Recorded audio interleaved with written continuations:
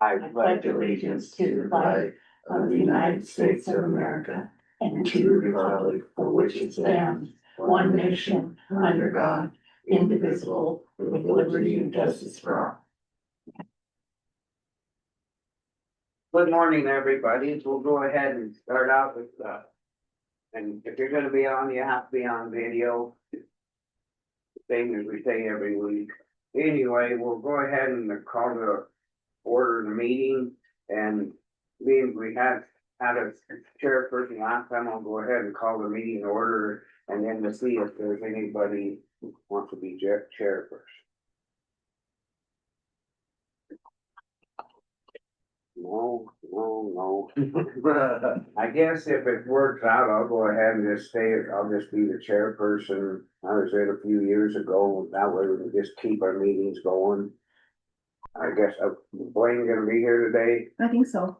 maybe we better wait, and make sure that it's legal. So would you like us to nominate you as Well, I the think- chair? This way we can move on, we're not all sitting here as a hesitant wondering Trying to- what's gonna happen. Trying to get someone to say, yeah, I'll be chair, I'll be chair.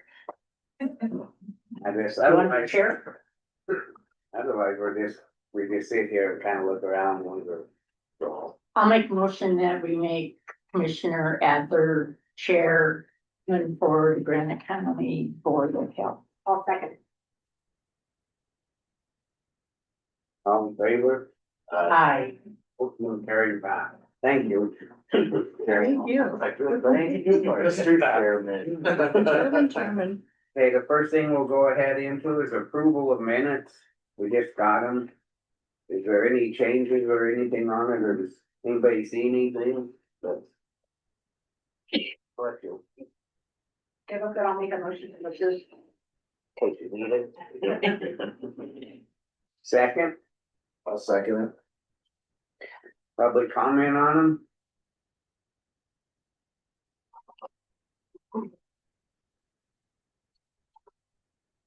Being none, all in favor? Aye. Aye. All right, well, I have a report. The next one will be from the sanitarian, Chad Lannis, and he sent a letter in. I'll go ahead and read it. He can't be here today, and it's on site septics are going strong. We're spring winding up and summer coming fast. We have a lot of recreational properties being developed as well as a lot of installs and existing subdivisions. There are quite a few properties of 20 acres or larger and mining claims that are being developed. So each of those sites require an individual site. There's an evaluation. I am working with a number of those this year so far. This must be Mark Selverson. It just says Mark has done quite a few mobile food and brick and mortar plan reviews, and they keep steadily coming. We have people getting into licensed establishments, cottage food businesses, as well as exploring selling meat, eggs, and milk to the public. We have had vendors contacting us about the upcoming events. We can't close that. I will close it all the way. Yeah, we can't, Bills. We could, Yeah. in case somebody comes in, we may take it, sorry. Quick, Yeah. Anyway, finally gaining momentum and corralling our food vendors for these events. Mark Selverson and Deer Lodge County Extension Agent are all working through getting Serve Safe certified or recertified, and will be offering food safety classes for establishments in all three counties starting this summer. Overall, business is usual in our world. Chad Lannis.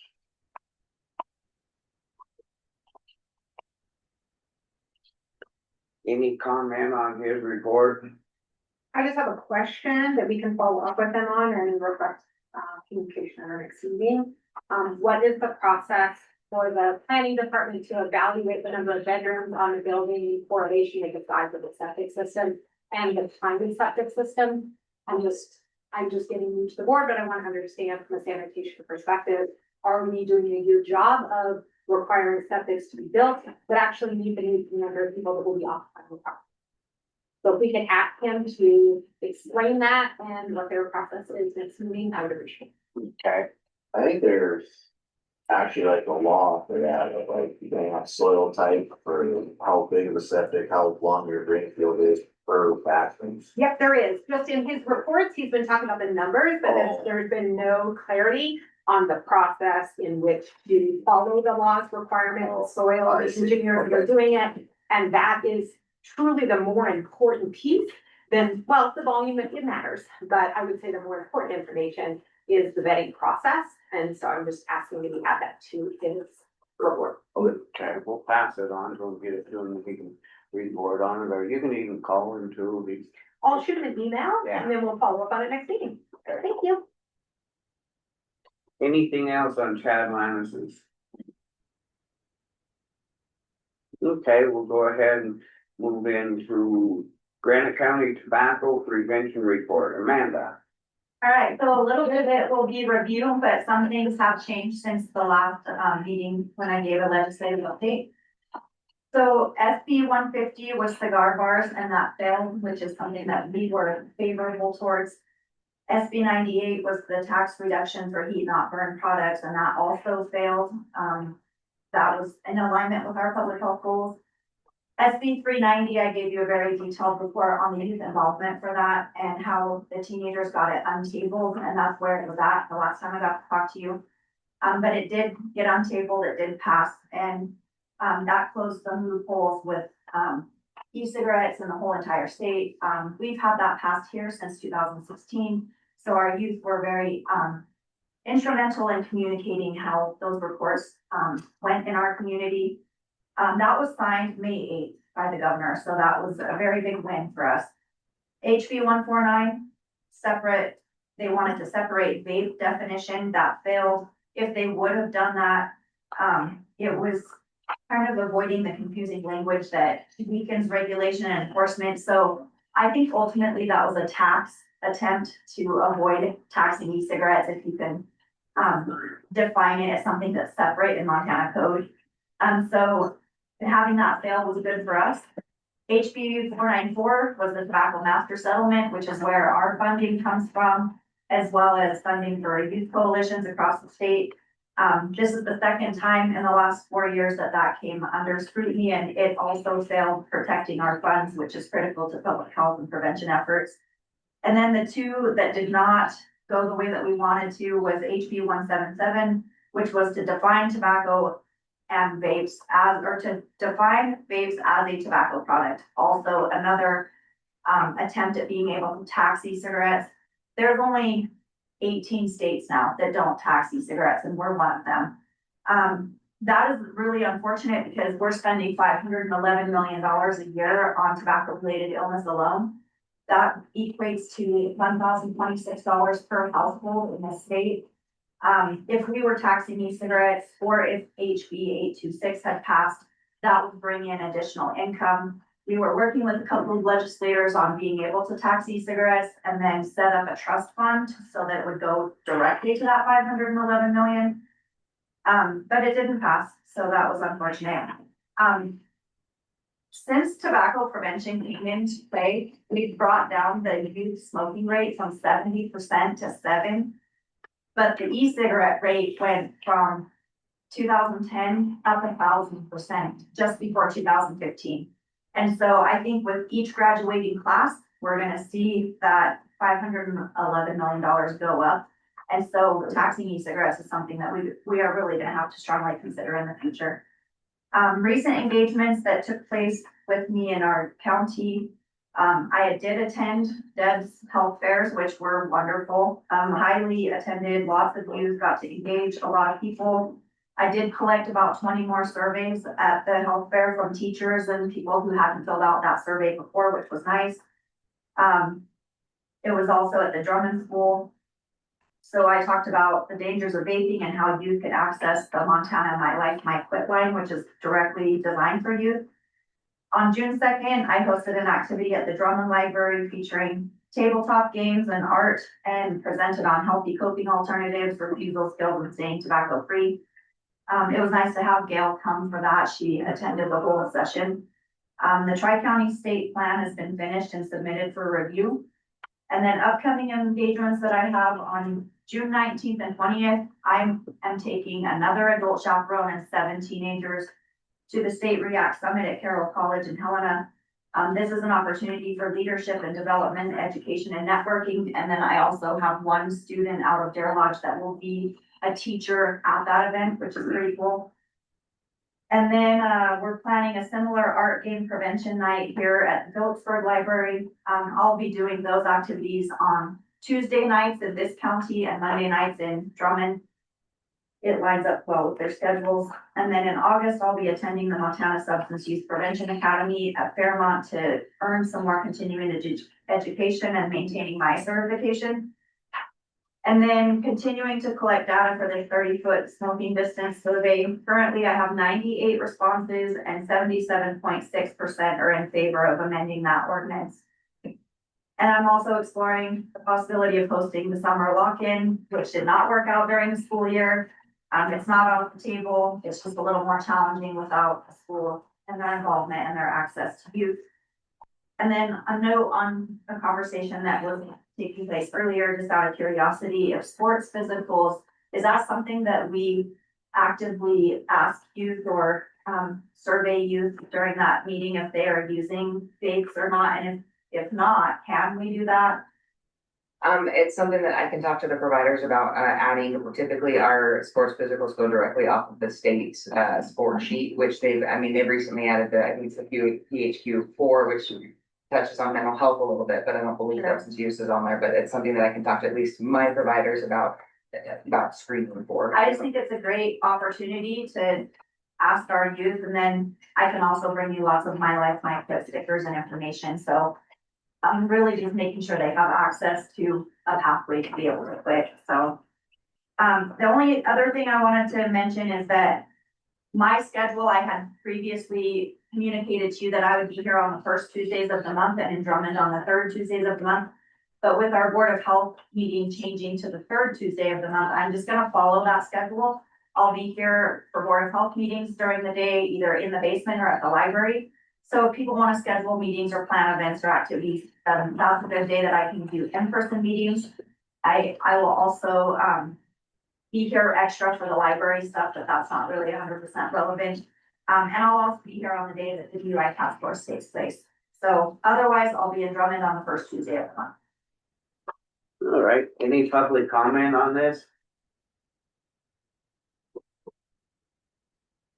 Well, thank you. Right, can I ask a couple of clarifying questions? Sorry to go through those facts, which I know. is good information for us in healthcare. You can provide us in the area. Awesome. I guess you may know this, but when you said the smoking in youth with cigarettes has gone down from 70% to 7%, what defines it as youth? And like, obviously, we're not looking at, so I'm just curious It's what that youth age range range, behavior survey and the prevention needs assessment, so 7 through 12. 7 through 12. So it doesn't count those teenagers. It's just the 7th through 12th grades. 7th through 12th grade. Any difference makes a lot more sense.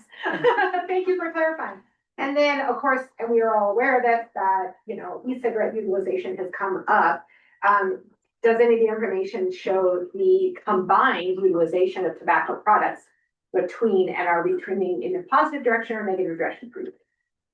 So Like if we stop separating the two and say they're tobacco products, they have similar effects on the overall health of the child. Are we looking at that direction? well, vaping rates right now is at 24%. I feel like that data is not 100% up. I mean, I feel like our youth, 50% have admitted to using it, but only 20% are saying that they're using it on a daily basis. And so there's numbers there in between.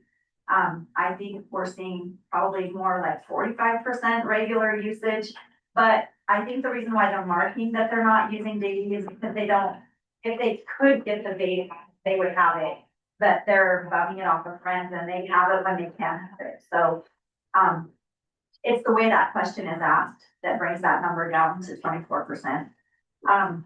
The vaping is out of control. It's really hard to combat. It's, popular, it's fruity, and all flavored were already banned before. So if you ever saw a flavored vape, it was illegal, but the CDC couldn't keep it under control. They have, I think he said 196,000 lawsuits against a 5-man team at the CDC, which recently was cut by our federal government, so. Anyways, I don't know if that answered your question or not, but I appreciate the extra information. Yeah, and just overall within our community, it's just helpful to know what direction we're trending as we know on a national level. We're not really making progress. We keep putting a lot of resources into discouraging utilization, and ultimately tobacco companies are coming up with alternative ways to make it fun and exciting. couches Right. are, Couches they're are, definitely trending at the moment as well. so, yeah, so just good to put forward. You really call that out, you said the percentage that's come up with vaping. I just was curious if we're really tracking over time the overall trend. Thank you. Amanda, do our schools take the YODS? I think YRBS is mandatory every other year, so they have to take it. PNA is optional, and we would love for them to do PNA. And I'm in the schools encouraging them to do it. I do think we have data from here before, but Deer Lodge skipped a while, so our data has a blank spot in it, which is unfortunate. Anaconda's been good at doing both, so it's nice to have that set. Youth risk behavior survey is asking the kids what it is that they're participating in. This is the one that has the questions about sexual activity, and it is state mandated. But the other one, prevention needs assessment, their line of questioning is more about why. Why are you doing the things that you admitted to doing in the youth risk behavior survey? So without the school doing both sets of data, it leaves us a little bit empty-handed. So it's really something that is a job description of mine to be in there, interviewing the superintendents and the principals about what it is that we're missing in that data. Also, prevention funds don't come to communities unless that prevention and needs assessment data is available. So that kind of eliminates possibilities for funding for the communities that don't do prevention needs assessment. So those are the odd years and youth risk behavior surveys, years. Okay, well, thank you. Yeah. We'll go ahead and move on with public health nurse report with Deb Robinson on the PEP report discussion. Perfect. Public health is, right now, we're just kind of working on tying up our task orders for the year. So our immunization task order has been renewed. Our workforce development will be submitting our last submission, and then that grant will be ending. We also have our public health emergency preparedness grant that we're tying up. Our maternal child health, our policy and procedure grant, that will have one more cycle and then it will be finished. And then our new grant is a SRAE. It's a sexual risk avoidance grant. So right now it's really just educating the public. That was a $10,000 grant and they've asked us to renew that in October. So that will just be an ongoing grant that we'll continue with. We did participate in a simulation with the hospital. We pretended like a measles client, walked into their clinics, both in Drummond and Phillipsburg. It was really nice to just kind of talk through it, see what would happen in Drummond, how would we package it, how would we get it there? And just kind of know who each other is in a way. We're also working with the hospital to do sports physicals. We will have a space at the hospital and offer vaccines at the same time in hopes of increasing our vaccine rates in Granite County. Next week we'll have the immunization staff from DPHHS with us. We're going to be doing a quality improvement project. And really they're just going to look at our processes and try to help us be more robust in our immunization offerings. We've also pre-ordered our flu vaccine. We're going to start with 140 doses and see how that goes. We've also submitted a couple of smaller grants. They're $10,000 grants. They're project driven. And we don't know on those, but if we are awarded those, you'll see us out in the community doing some fun, exciting, engaging activities. We've completed some training. Jackie and I last week went to an evacuation training, which was interesting. It always makes you think about those people that can't get out in an emergency. If you had a flood, if you had a wildfire, who identifies those people, who gets them out? Really, it's neighbors checking on neighbors is what it runs down to. If you have a neighbor that you know needs help, please check on them. What else? Our Board of Health training manual should be ready here by the next meeting. So I'll print out a Board of Health manual for our new members. I'll give one to the commission, and it's just a new update on, what the Board of Health is and the training. But we've completed all of our deliverables. We're just waiting on the budget, so we'll get that submitted. July 1st begins our 25-26 year, so we'll carry that grant with just a very small cut. We went to training sessions and regional meetings on the new fiscal year requirements in Great Falls. So FEP is moving to we have to bill for our services. It's no longer you just get a certain amount every quarter. We have a certain amount through the year, and we will have to have receipts as we go through the year for our money to come back to us. So some quarters we may spend less, some quarters we may spend more, but we'll keep a really close eye on that, make sure that we spend our full allotment. We also have a McFEP group meeting in Butte on June 26th, and that's just a group of FEP planners in the southwest corner of the state. We meet, we talk about the deliverables that are due. Sometimes we'll do measles tabletop, sometimes we'll just do activities together. But it's just a great group of stakeholders that we share ideas with.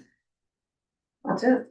Which grant's ending? I didn't hear. Our workforce development grant, How that's much? the one that pays my salary. 58, I think. And so July. Well, that grant ends as of July 1. So hence the sexual risk assessment, we picked up that one, and I applied for a couple of other $10,000 grants also. And I'll just keep looking. The state's been really good because they know that we've taken cuts to feed us. These are corporate grants. These are not state grants, federal grants. These are coming from the hospital foundation and a corporation.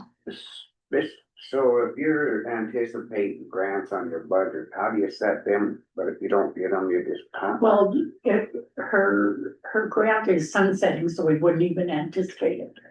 Yeah. And we knew And Sarah that has it was just to get that position going, and they were willing to help us to get it started. So we knew that it was gonna end. It is, Yeah. Okay. The other ones that you're applying for, you're gonna put in your proposed budget, correct? If we're awarded them. I think that, Well, I don't know that they even have to be awarded, I think you anticipate it and be that you're applying for them. So, I still put it in your proposed Okay. budget. The one thing about anticipating something that you're not sure of, if you don't get it, then you're hurt. Due to our budget. I mean, that's one thing in budget planning that if you don't anticipate, you try to work with what, because the same as with the road budget, with the SRS funds, we didn't dare anticipate it because we knew we weren't gonna get it. That's not, so you don't wanna show them. I feel we don't anticipate we're gonna get that grant. I guess then when it comes in, then you Yeah, have a different. then if it line comes item. in, you can amend the budget. Well, are you talking about all of them or just that main one? The one that's sunsetting is. what I'm Yeah, that's, talking oh, about. yeah, I agree with Yeah. that. But these other ones that are. Oh, yeah, life ones, absolutely. Yeah, that's. what- Yeah. the ones- Yes, Yeah. Doesn't it play a part that you said they are project based? They are project based. So that makes them a little bit of a difference too. Yeah. They can't pay salary. They're very incentive based, have an activity and offer incentives. right. So, I mean, we wouldn't even include your salary Yeah. in anticipation to fund from those grants, your salary. Mhm.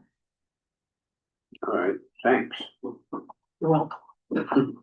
Any other questions for Deb?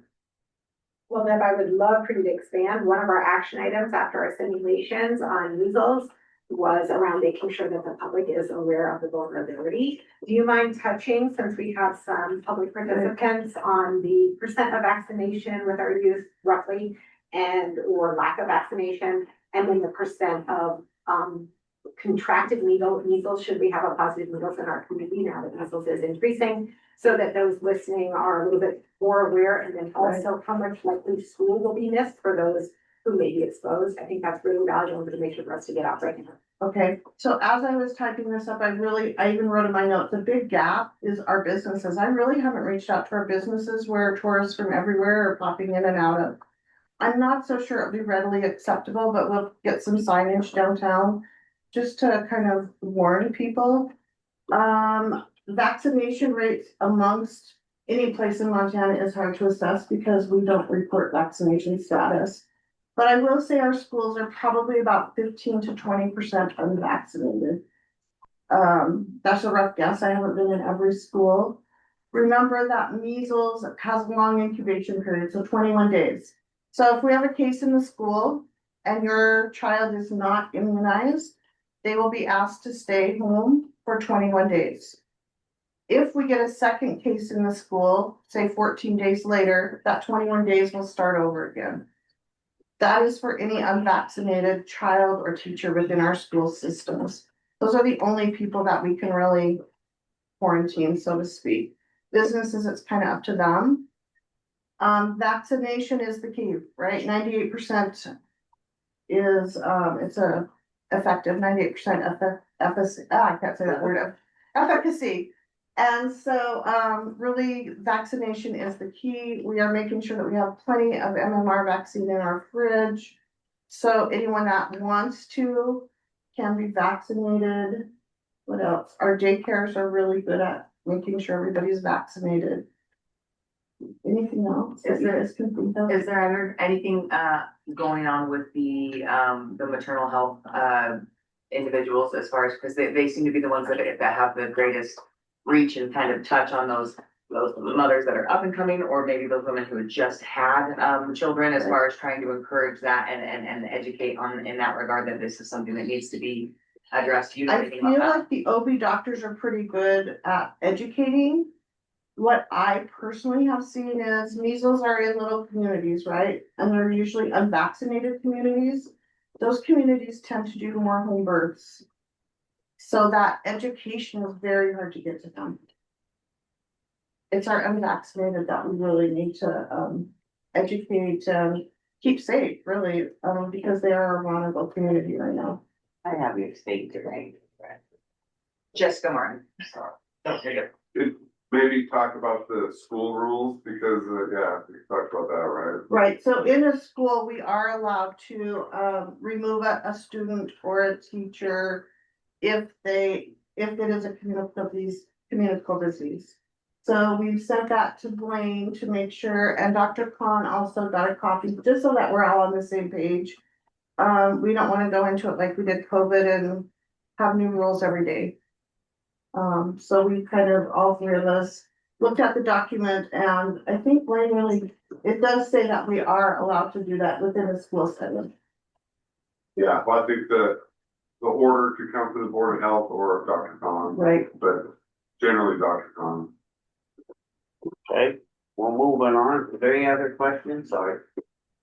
This is Dr. Khan. Hey, and I was thinking too that there may be some opportunities on the kind of welcome back to school, how they do the orientation and the come see your classroom stuff, that I don't know if there's a way to partner with public health and say, we could have X number of MMR vaccines that are available there, and have some sort of a booth and have some signage that says, hey, FYI, this is in the state and it's only a matter of time until it's in our community.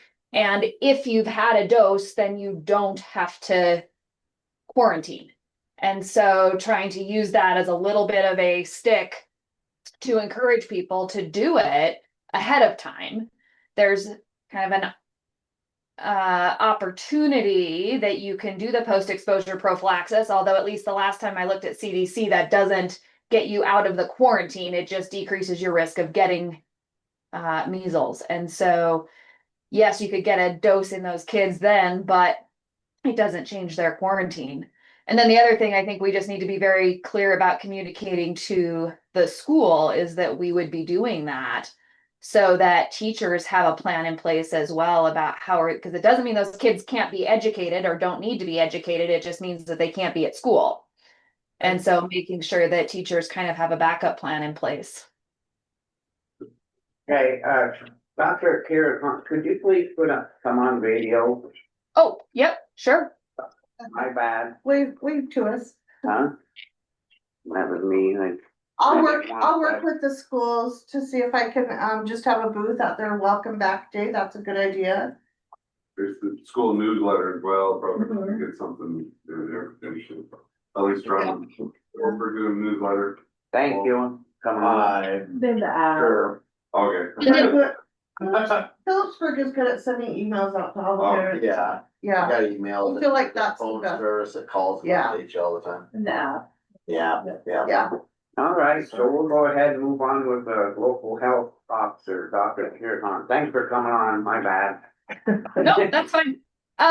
No, I mean, the thing that's been the most at the forefront of our conversations recently has just been measles. That hasn't already kind of been addressed, and making sure that we have a clear plan that everybody is aware of and on board with, so there's not this back and forth that happened with COVID. And I think there's pretty clear guidance as to what those recommendations need to be. And then it's just a matter of making sure we communicate those to the people who are going to be affected so that it's not a surprise. Okay, thank you. Any other comments? I don't know, the other place that we have some opportunity, or at least we have discretion about measles vaccines and return to work and those kind of things, is in the healthcare system, both in the hospital and in the nursing home, and making sure that everybody has been appropriately vaccinated. Okay, well, thank you. Any public comment? How many cases of measles are in the state? 20, when I checked last, we had 20 cases. 20? It grows every week by 2 or 3. Again, remember, long incubation periods, so Right. we're in that Right, yeah. transition period where there's a lot of new cases that are gonna present in the next few weeks. That also means that it's moving from county to county. The vulnerability when school starts could potentially be challenging for a start date. So, very real concern right now in our, especially with as many people from Gallatin County like to go to the Georgetown Lake area over the summer months, right? I just think we have tourists from everywhere. Yeah. We have international travelers, we have people from everywhere, so I think our businesses are very vulnerable, and I'll do a little bit of work on that here in Phillipsburg. Alrighty, well, thank you, everybody. Agenda items for next quarterly meeting, which will be on September 16th at 9 AM. If anything comes up, just send it in, or I would love, and I maybe just already on like a rotating agenda about a water quality report. I don't know if that's a routine item on our agenda, but would like to see it added if it isn't. it come from the city, right? The water report, is that, you mean, yeah. Yeah, I believe the communities are on city water, but if obviously there's a high utilization of well water as well. Oh. So that water quality, watching for the Legionella and all the things, I have every reason to believe we have good water quality, but I think that's an important aspect of overall health that should be addressed at this. Cause I think they tested and then plus we talked to Chad about it too.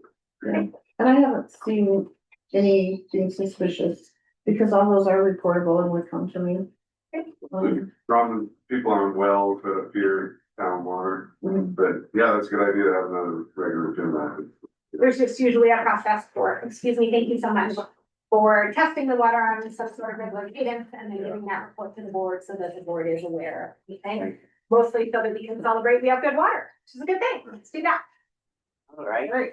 well, I'll go ahead and have somebody, I guess we're done. You want someone to motion to adjourn? I motion we adjourn. Okay. Well, thanks, everybody, appreciate it. We're done. Good job. And then what we have. I guess it was cover on. Yeah, no. Should have stepped in, but it was supposed to. Yeah. Good, how are you? Yeah. Doing good. Yeah. Hi, Blaine. Hello. What's new? What's new with you? See, went to Utah over the weekend, went to Lagoon, and family stuff, yeah. They're big, like, amusement park. at Yeah. Lagoon, Right? Yeah, Water they- park, they're doing all that. Yeah, we didn't do the water, but you could just right there with it, but yeah, there's some new roller coasters there that. Yeah. Where at? So it's Farmington, close to Ogden, Utah. Oh, is where, well, the kids, and my kids are going to BYU, but, yeah, there's a big new roller coaster there. It's called Cannibal, appropriately named. Fun. Yeah, Yeah, that double copy, this is, you brought it. Yeah. Or is it, oh, it's a different one, this one. You might saw there's some last week. Alrighty, we'll go ahead and get started on board minutes for from June 10th. I make motion that we accept the board minutes from June 10th, 2025. Second it. Public comment, being none, all in favor? Aye. Aye. Okay, we'll go into correspondence.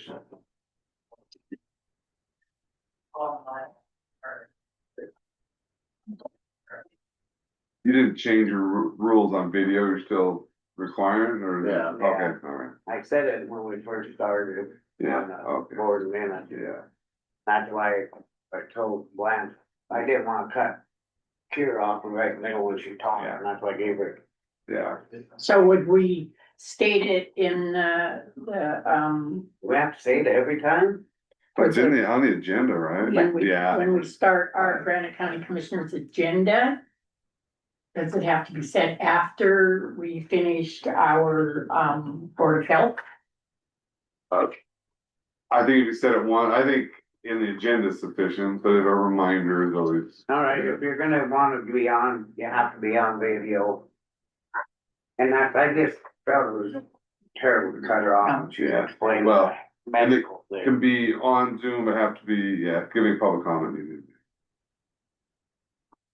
Alright, I think it worked out all right. Mhm. Popped right on, right after she got done talking. usually she does, Yeah. it's just one of the. Yeah, she last meeting, just wasn't thinking. Yeah, you Just a reminder. have to push the button, right, Mhm. to hit, video on. This is well, it's in correspondence that somebody can't be here, are we supposed, an apology and a statement of support? The person's apologizing for not being able to be here because of a medical thing, I don't think It's- they need to say her name in that. Oh, it's for compensation board. Compensation board. Okay. Well, She wants it in the We should minutes. talk about it, we can go ahead and say, Yeah, she wants it in the minutes. oh, she did?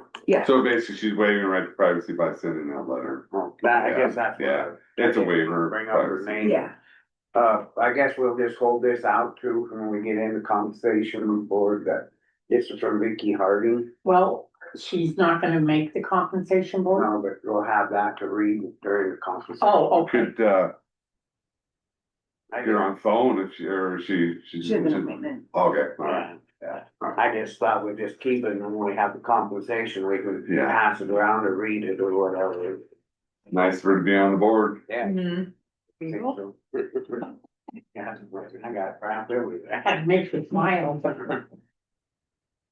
Yeah, you have a busy day.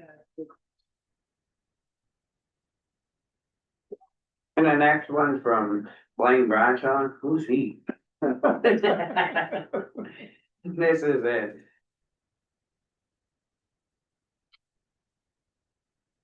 This is on the delinquent personal property taxes. All right, yeah, we You wanna give a, legal opinion on, executing or enforcing delinquent personal property taxes, and I also did a legal opinion on real property taxes. So the delinquent, do you want a summary of it? yeah, please. Delinquent personal property taxes can go on it goes on the real property of if they have real property, up to 10,000 and potentially more if they haven't given notice to treasurer, the process for them to give notice to treasurer that they, have a mortgage, so forth. So that the enforcement of it either is through, the best way I see is a sheriff's sale, basically. The treasurer can do an affidavit and, direct the sheriff to do a sheriff's sale on them. And, think that's there's also ways for the treasurer to do it yourself, but don't you guys think it'd be easier? I mean, I think it'd be have a sheriff sale on it, would be the best way to. Yeah, well, there's no, a good public notice there. And yeah, and this public notice would go to the people and they would understand, okay, you could lose your property if you don't pay your. Correct. Yeah, well, everyone's getting a letter that says, yeah, So everyone is getting a Yeah, letter yeah. that delinquent, that said you could lose it, it could go to sheriff's sale. yeah. And that was the decision we made, Yeah, I talked about that last week, right? and there's a bunch of them on, mobile, and some of those mobile homes are maybe gone. If the mobile home's gone, the person's gone, it's probably not collectible, but, so then also there is that, for people that are still around and eventually the trailer's not, there's, you can go into district court and, yeah, get a judgment against the person, so there Okay, is remedies, all right. there are remedies. We'll go ahead and move on to Mako sending a request from Broadwater, it's coming from Broadwater County. And it's on the policy and procedures for county employees handling cash at the solid waste situation. Any samples will be, they're asking, what the people are doing or how they're taking the cash out of solid waste. I just want to comment back on what people do or how It's another county asking, Broadwater. okay, so potentially, like, Yeah, and Ashley can info, phone. it's just info, wondering, when somebody brings cash in, same as when we talked about the cash boxes and stuff. Where the solid waste sites have a petty cash. they keep a Yeah. log and give receipts, correct, and don't keep that much on site, so. I think Gail maybe wanted to make a comment. Pardon me? Gail? Gail wanted to make a comment. No, see it. Video on the right. Oh, okay, sorry, go ahead, Gail. Oh, sorry, I tried to get you before you moved on. With the delinquent tax stuff, I just wanted to make a comment that, I do believe the law has changed, and if you have a sheriff's sale, you have to have a Casey Weaver, auctioneer do it. So you might check into it. That's all I had to say. Okay, that wasn't in the statute I looked at, but I'll, thanks for the heads up. That was Pam from the county treasurer from Powell County had told me that. So I'll just pass it on. All right, thanks. Yep, All right. you bet. We'll go ahead and Thank you. keep correspondence here. Liberty County, it's coming from Mako. Liberty County is seeking information regarding counties and heavy equipment. How many hours do other counties run their heavy equipment before replacing? It's just people are looking for comments back and on how many hours before people will get rid of these equipment. That question came up You know that before you off guys the top of last year. Depends what shape they're in. Yeah. It's just a lot, maybe send them back, depends on what year, shape, and where we're sitting. So you would say that you don't base it on the hours, you base it on the actual. Our new Maintenance. equipment's based on the warranty, so we've been going off of, so we don't have any warranty that. Then we've been upgrading. Our older stuff is Case by case basis. case by case, and Okay, is there any public comment on the correspondence? If none, we'll go into public comment.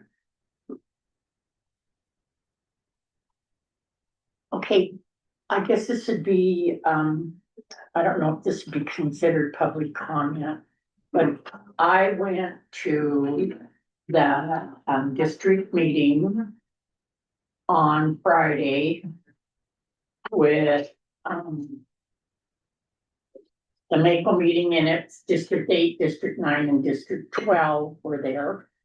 And, I do have the agenda that we went through, and basically the one thing that they went over was all the new laws that are going into effect.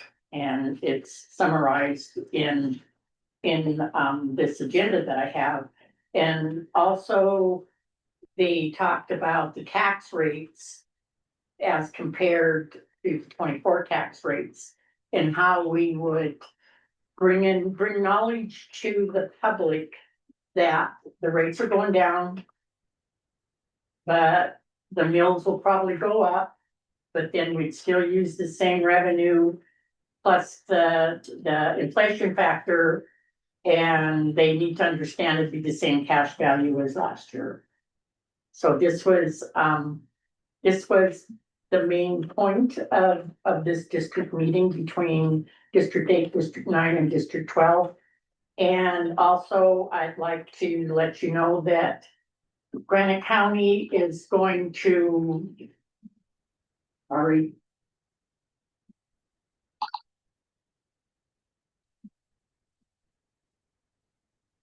Sorry, I didn't know that was on. Granite County is going to host the district meeting next year in 2026. Thank you.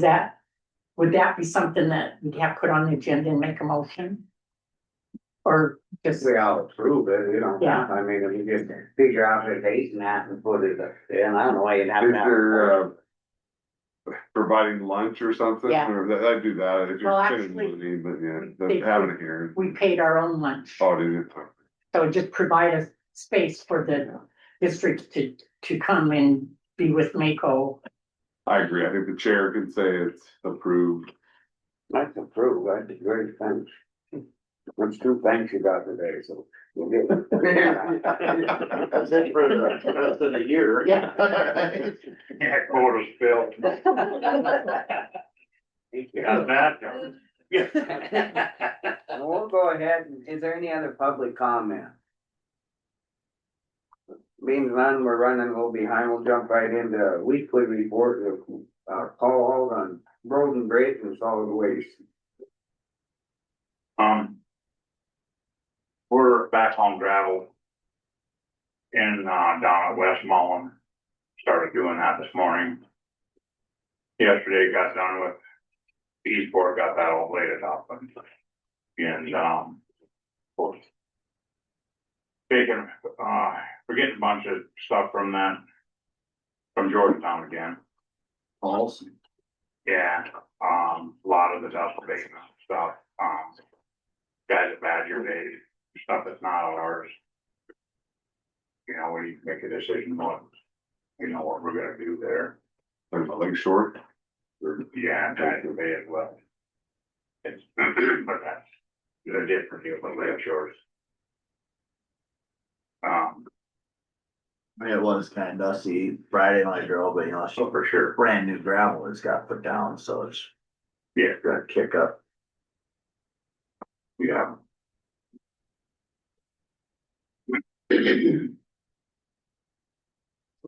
What else going on? Not much. Got the compactor fixed, like I was saying last week with the Dom. They had a big hydraulic oil break and we got that done.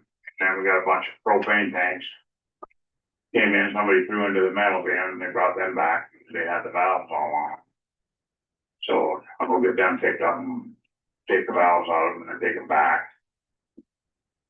They just hide anything they can, and they can't take them. That caused an explosion? Oh, yeah. Yeah, you can't. Yeah, they started getting them down there. Yeah. Cracked them. So there's no way to track that. We'll just have to go deal with it. Just go pick them up, take the valves out of them and then take them back. So all, the ones that are all laying there, their valves are out of them now, because they weren't. No, I gotta go pick them up. I'll go get them and get the valves out. Couple of them settling tanks and stuff too. Right, so you might look down, they're shoved under that stuff now, so. Yeah. This down in Drummond. Yeah. So wouldn't he know as they came in that they had these tanks on? There's no way to know. Throw them in the bottom so nobody sees them, Oh. he sends them to this other bin, they can dump, no, he ain't standing out there watching what falls out of each. Same deal we went through a few years ago with all the needles. Remember, All the what? all the needles, Remember the syringes were coming in? Oh, yeah. bags. And, the dump bag got stuck in the foot. The same as a human pool too, we come through, they just, they hide everything and paint, and remember we got a bunch of paint in there and they rejected it, it's, I don't know. There's just nothing you can do, cause when they throw in the middle all that, we can't dig through and make sure. Going annually in like places they'll take paint and Well, oil and there's stuff. certain is spots just you're fun. supposed to put that stuff. Yeah. 'cause Yeah, we just don't. Yeah, other places, yeah. Yeah. I got him a new recovery kit in Drummond, because his pumps were so bad, it just took forever to recover the stuff out of the junk freezers and stuff, so that should speed that problem up. But other than that, All for the Freon. yeah. Yeah, you gotta hold out there before you can smash them. Right. Well, I thought, before they, so the dump will do that too, oh, they'll do it for a charge on the, what they charge to do that. The guys do it, Yeah, you know. Then when they recover some I tanks, don't know what you're the looking tanks for. gotta go to some, go big right here. and they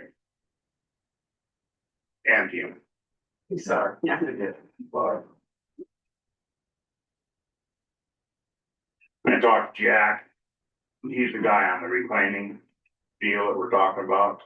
And he's gonna let me know in a couple days, they're figuring out exactly how much oil, what kind of oil, and different locations to get it. So we won't have a number by next week, but we'll have, moving forward with it. So hopefully we get something put together there. Some of that guys are gonna have to be patient working with them, because they're trying to make them. Right. Just, hopefully they can come in and just do it. Say that again. Oh, well, we just gotta be patient with them, especially where we're at. You know, and basically, it's just gonna be ground up with oil in it and then be laid out like millings again. And we'll have to shape it and blade it and roll it. But it's way better than what we have right now, which is what we're hoping. Yeah, I think we'll be amazed. and then was that walkthrough for the bridge this last Friday or Friday coming up? What's that? That bridge? That you. That was last week. Was that last Yeah. week the walkthrough was, Yeah. or where they fixed the bridge and road? It's all done. Yeah. They're, I I walked remember. through it Friday and I just. Yeah, I was gonna try to go down there, I thought. Well, just last minute, they let us know. It was. They got us kind of give us heads up Yeah. moving forward, so we can actually make a plan, and all of it working too, so. But, Jeremiah on the phone said everything went really good, they did a really good job, so that's all done, took care of. Now we just turn it in and get the We got bill, I need the final invoice. and move on. Anything else?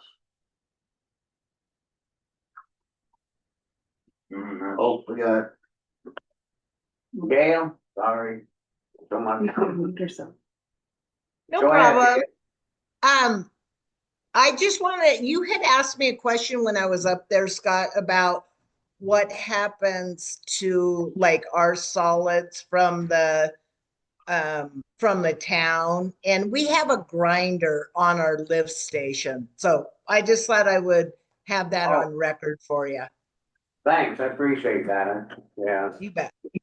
Just trying to figure out on that other, cause we were getting asked about the city down here, we still haven't heard a lot back yet, so, no, thank you. You bet. Alrighty, is there anything else? Linda? We did get that belly dump picked up too. So, started using that today. The other thing, we lost the new guy, so if you hear anybody was looking for work. You're looking for It's a broad range from a toddler to a. You're looking for a temp, Yeah.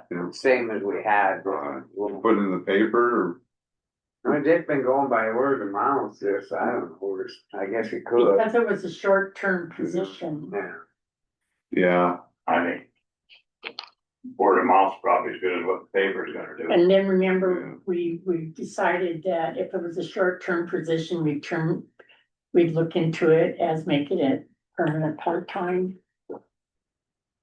Just for the remainder, or permanent, not part-time, not permanent. You know what I mean? So the, For the end of the 90 days thing, or something like that. I can't remember. I yeah, wasn't we prepared for have, that. No. Oopsie. alrighty, well, if there's nothing else, just done with you today. Good. We're gonna hold off on that Rock Creek Road blading that. I think it's still all right. It's good enough. We're hoping to wait till the rafters are done, Oh, yeah, yeah. I would- because there's so much I'd wait- traffic down there, hell, you can't get nothing done. I'd wait till In after, and out. Yeah, after July 4th and then hit it. Yeah, that's kind of what we're looking at, so. I mean, I don't know what the lower end looks like, but I know the upper part of the road's pretty good. Well, they drive 90 now, so, Yeah, they drive down the same road. all right, thanks, we'll see you guys. Thanks, Paul. thanks, Paul. How are you? Thanks. All right, we'll go ahead and get into the, run a little behind into the dam tenders. Georgetown Lake outflow.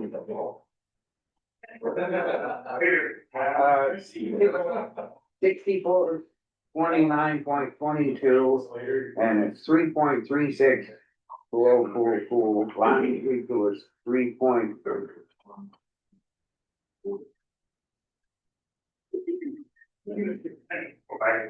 3.6, so we gained a little more. It seems to me that the rain's really been going south of the shore.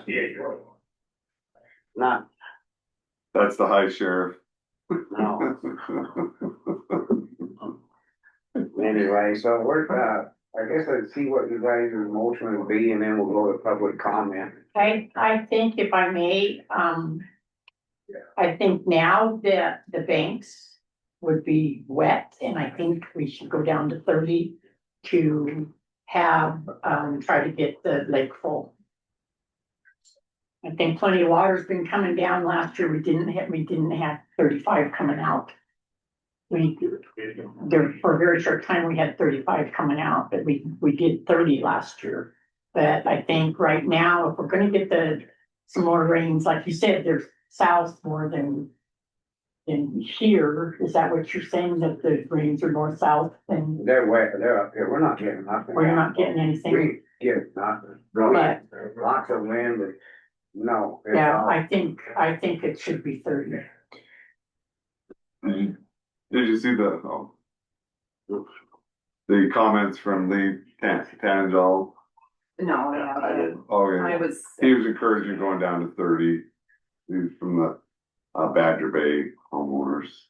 And then Paul Talon had a comment of keeping it with what Top Life is recommending. And we looked at, we probably need another thing from Todd, like the last one said, you know, we got last week, where it was doing pretty good, and Bill's, it was. Yeah. Bill said. He was talking about, yeah, inflows of close to 50, wasn't he?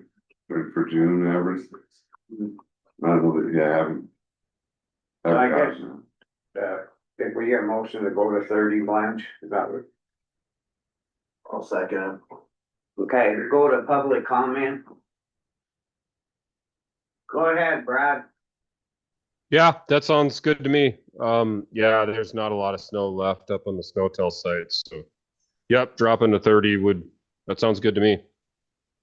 Okay, thanks. Any other public comment on this? Being none, all in favor? Aye. Aye. We'll be carried and pass. We'll get a hold Paul and go to 30. You want to sign this stuff? Oh, yes. Waiting for you. All right, so what we should.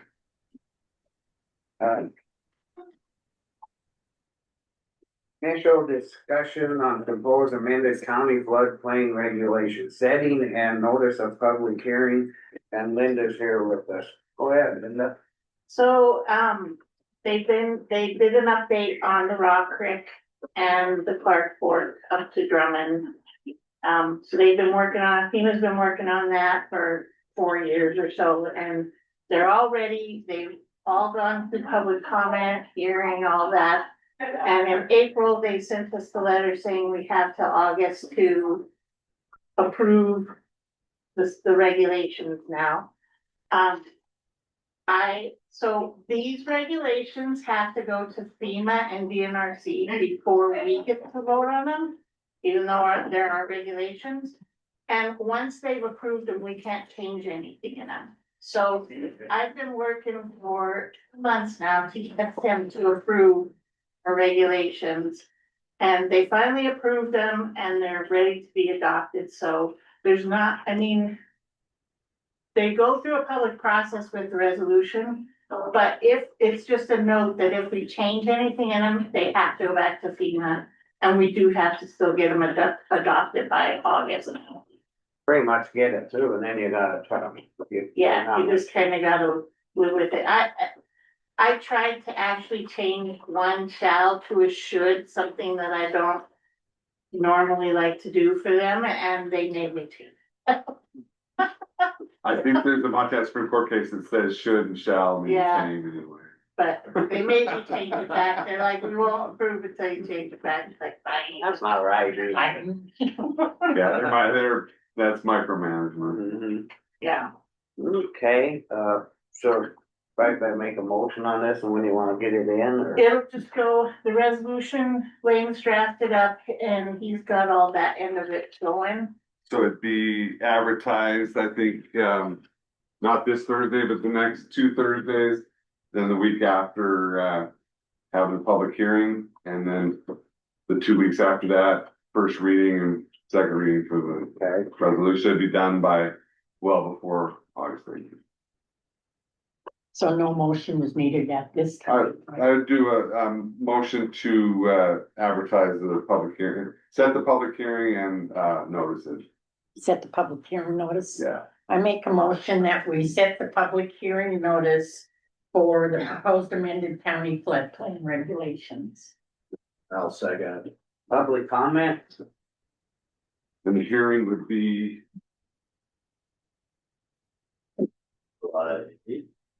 yeah, 15th or those two.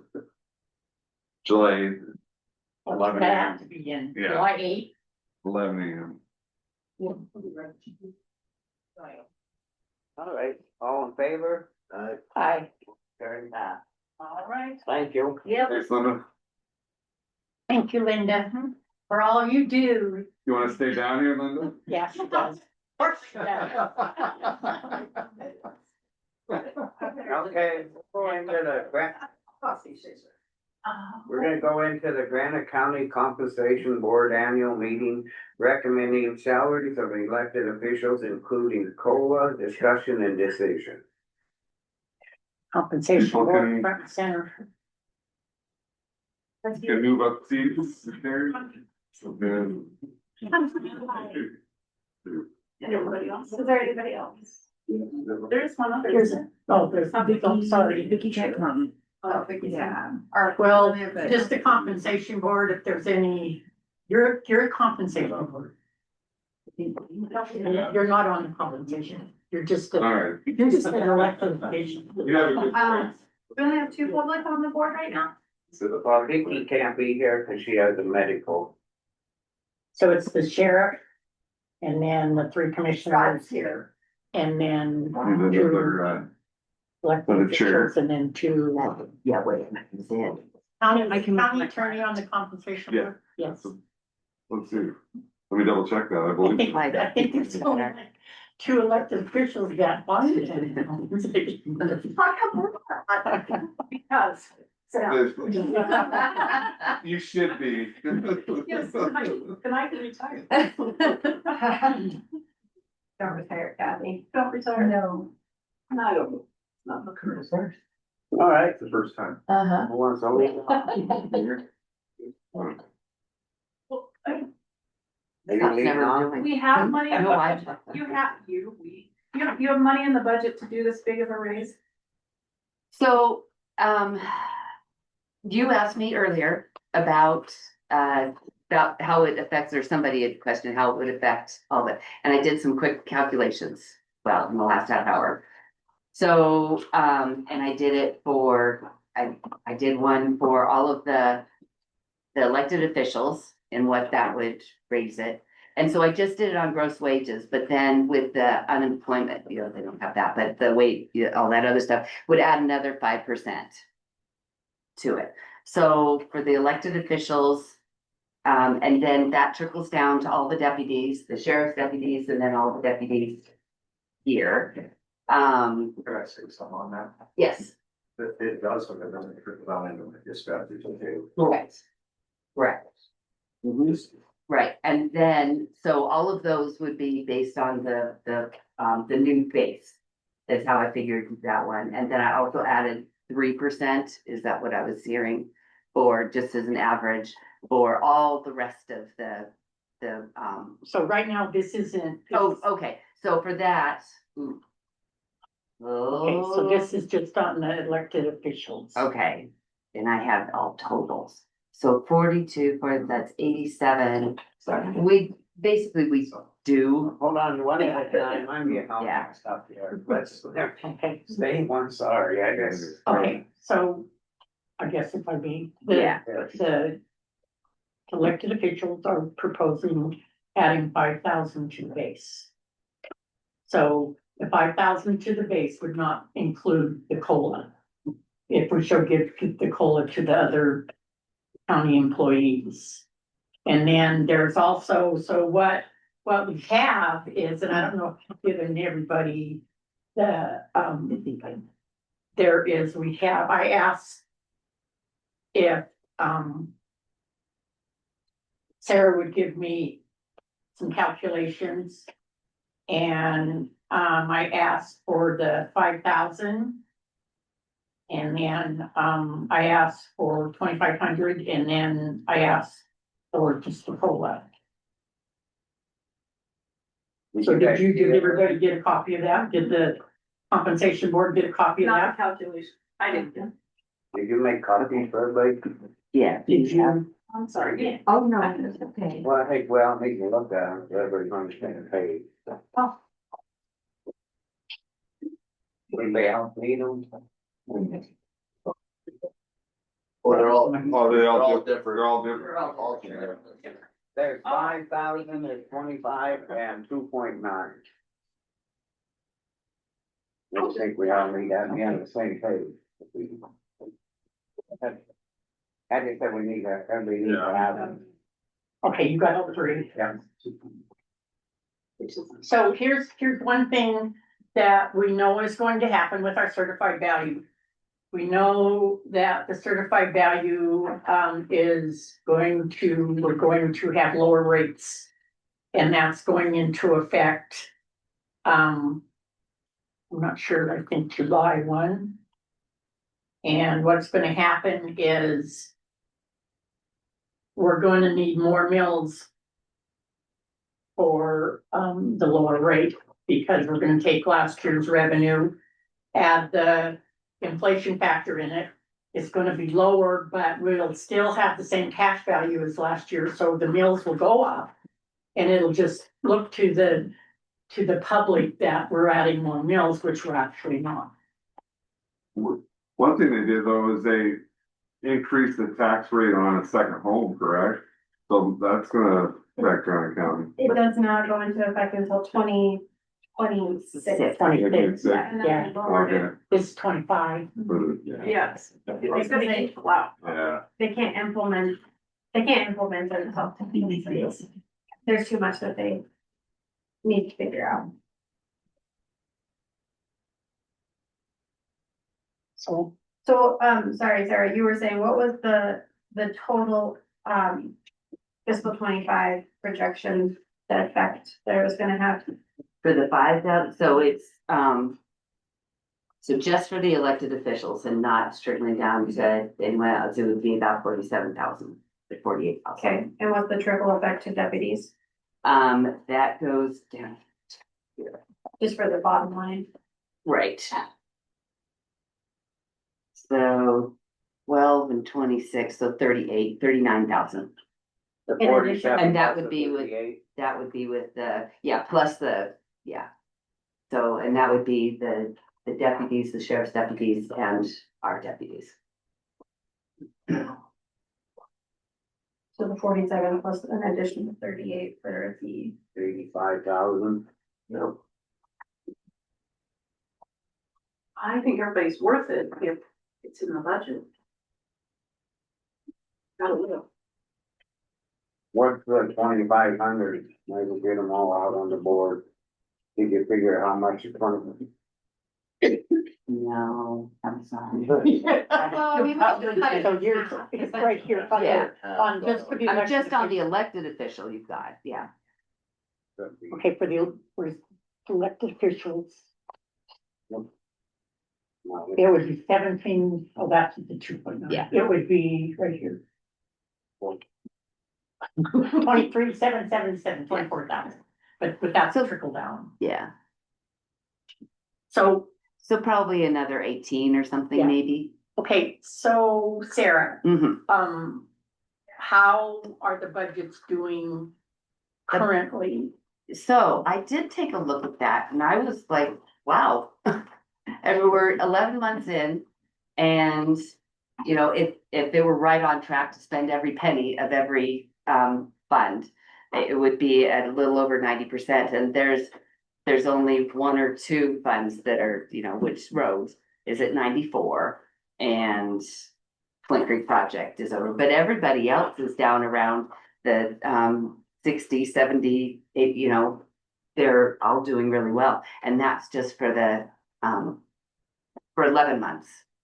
I don't think that there's any big gigantic stuff comes out in our 12th month. So these people are pretty well, probably close to 90, but yeah. Which is at the end of the year. So we just, I think, you know, I didn't go back and look at other years to see it, but I'll bet that's pretty much how we usually do. So what we're looking at is we're gonna have the same cash value this year as last year. And okay, I need to hear from the elected officials that are proposing the 5,000, why they feel that they should, that's a pretty substantial increase. Blanche about how the office's workload has increased. And I don't do all these folks other job. I work with Blaine probably closely, more close than anybody in the room, but I know for sure his caseload has increased because ours has, and the district court clerk, Carol, their workload has increased significantly. It's not like it was, 20 years ago. They work, even this group of folks that I work with is not easy for me to do, and to see the work that they do is, well, it's benefit to everybody in the community. I think just the caseload that they're dealing with, if you know what they're going through, that alone is worth something as far as their compensation. And I didn't do my homework, to be honest with you. I don't know where these folks, the elected officials, are setting in the pay scale across Montana compared to other folks. And I understand this isn't Gallatin County. We don't have a tax base they have. I get that. But if it's not in line with other counties our size, et cetera, then I would encourage the commissioners to, take a good hard look at that. To keep the people that you have doing the job that they do, because why you sunk without it, so. Right. Carol? I know like our caseload has increased 20% since 2020, and that's only by like case numbers per case, but like some of our cases, we have one case that has 300 filings in it. And that's just one case, and that doesn't show that, it just shows the increase in case numbers. But I think people, the public they're not happy campers anymore. They come in, they're upset. I don't think our office, I think people in our office has always been like that, but I think for the treasurers, I think they're the people that they deal with are harder to deal with, unfortunately. I think across the state of Montana, all the salaries are increased. You go by McDonald's, and they're willing to hire someone with insurance for $24 an hour. So I think we gotta be comparable. I'm sure Kathy knows what it costs to hire someone, you know, and we're all managers. So I think we're fortunate to have the people that are in our position. I think we got a good bunch of people that are willing to work together. And I know Ashley worked really hard on our packet comparing different counties. And that's in the packet showing what other counties are basing. Yeah, that would be. Okay, so we'll go ahead and ask the. Well, I would just echo what the sheriff and district court has already expressed. Okay, I didn't want to weed you out, I want to make sure. I don't feel like that. All right, go ahead, Ashley. I think that our packet is, you know, pretty comprehensible in that we show if you want to talk about other comparable counties, Exhibit C is a chart that shows Granite County has historically been behind other counties that are comparable in size. However, you know, with the understanding that we don't have the same type of revenue that some of those counties have. We don't have toll or additional gas tax or county option tax for motor vehicle like all of these other counties have. So understanding that we don't have that revenue coming in that they do to make up for, you know, the tax needs, I guess, is the way to look at it there. But I would say even just looking at 23-24, that we have fallen behind in the base wage for elected officials for all of the counties that I have for comparable counties. We have one addition in 2024 that we did not have in 23 because they did not report in 2023 on the salary survey done by Mako. So you don't have them on 23s, which is actually you don't have Sweetgrass, you don't have Custer, and you don't have Teton. So if you don't want to look at the bar chart, you do have this printout right here that has all of this information that the big bar charts are based off of. You know, speaking to the taxable values, you know, we have not seen as big of a spike as some counties have, but we have had an increase. And, you know, that I anticipate will continue as we grow. We are growing. And, you know, with that, we've had I have on here an 8% population increase, but actually it's an 8.6% population increase. I just removed it. My office in particular, we've had this talk many times that we have had large increases in the number of transactions that come through there for motor vehicle alone. I think in the last 2 years, the average has been around 10,000. And if I may, I don't feel that you can factor motor vehicle in because we don't get any of that money. That is. And I know I absolutely know that your load is horrendous. And we tried to get but I just don't feel we can factor in the motor vehicle registrations.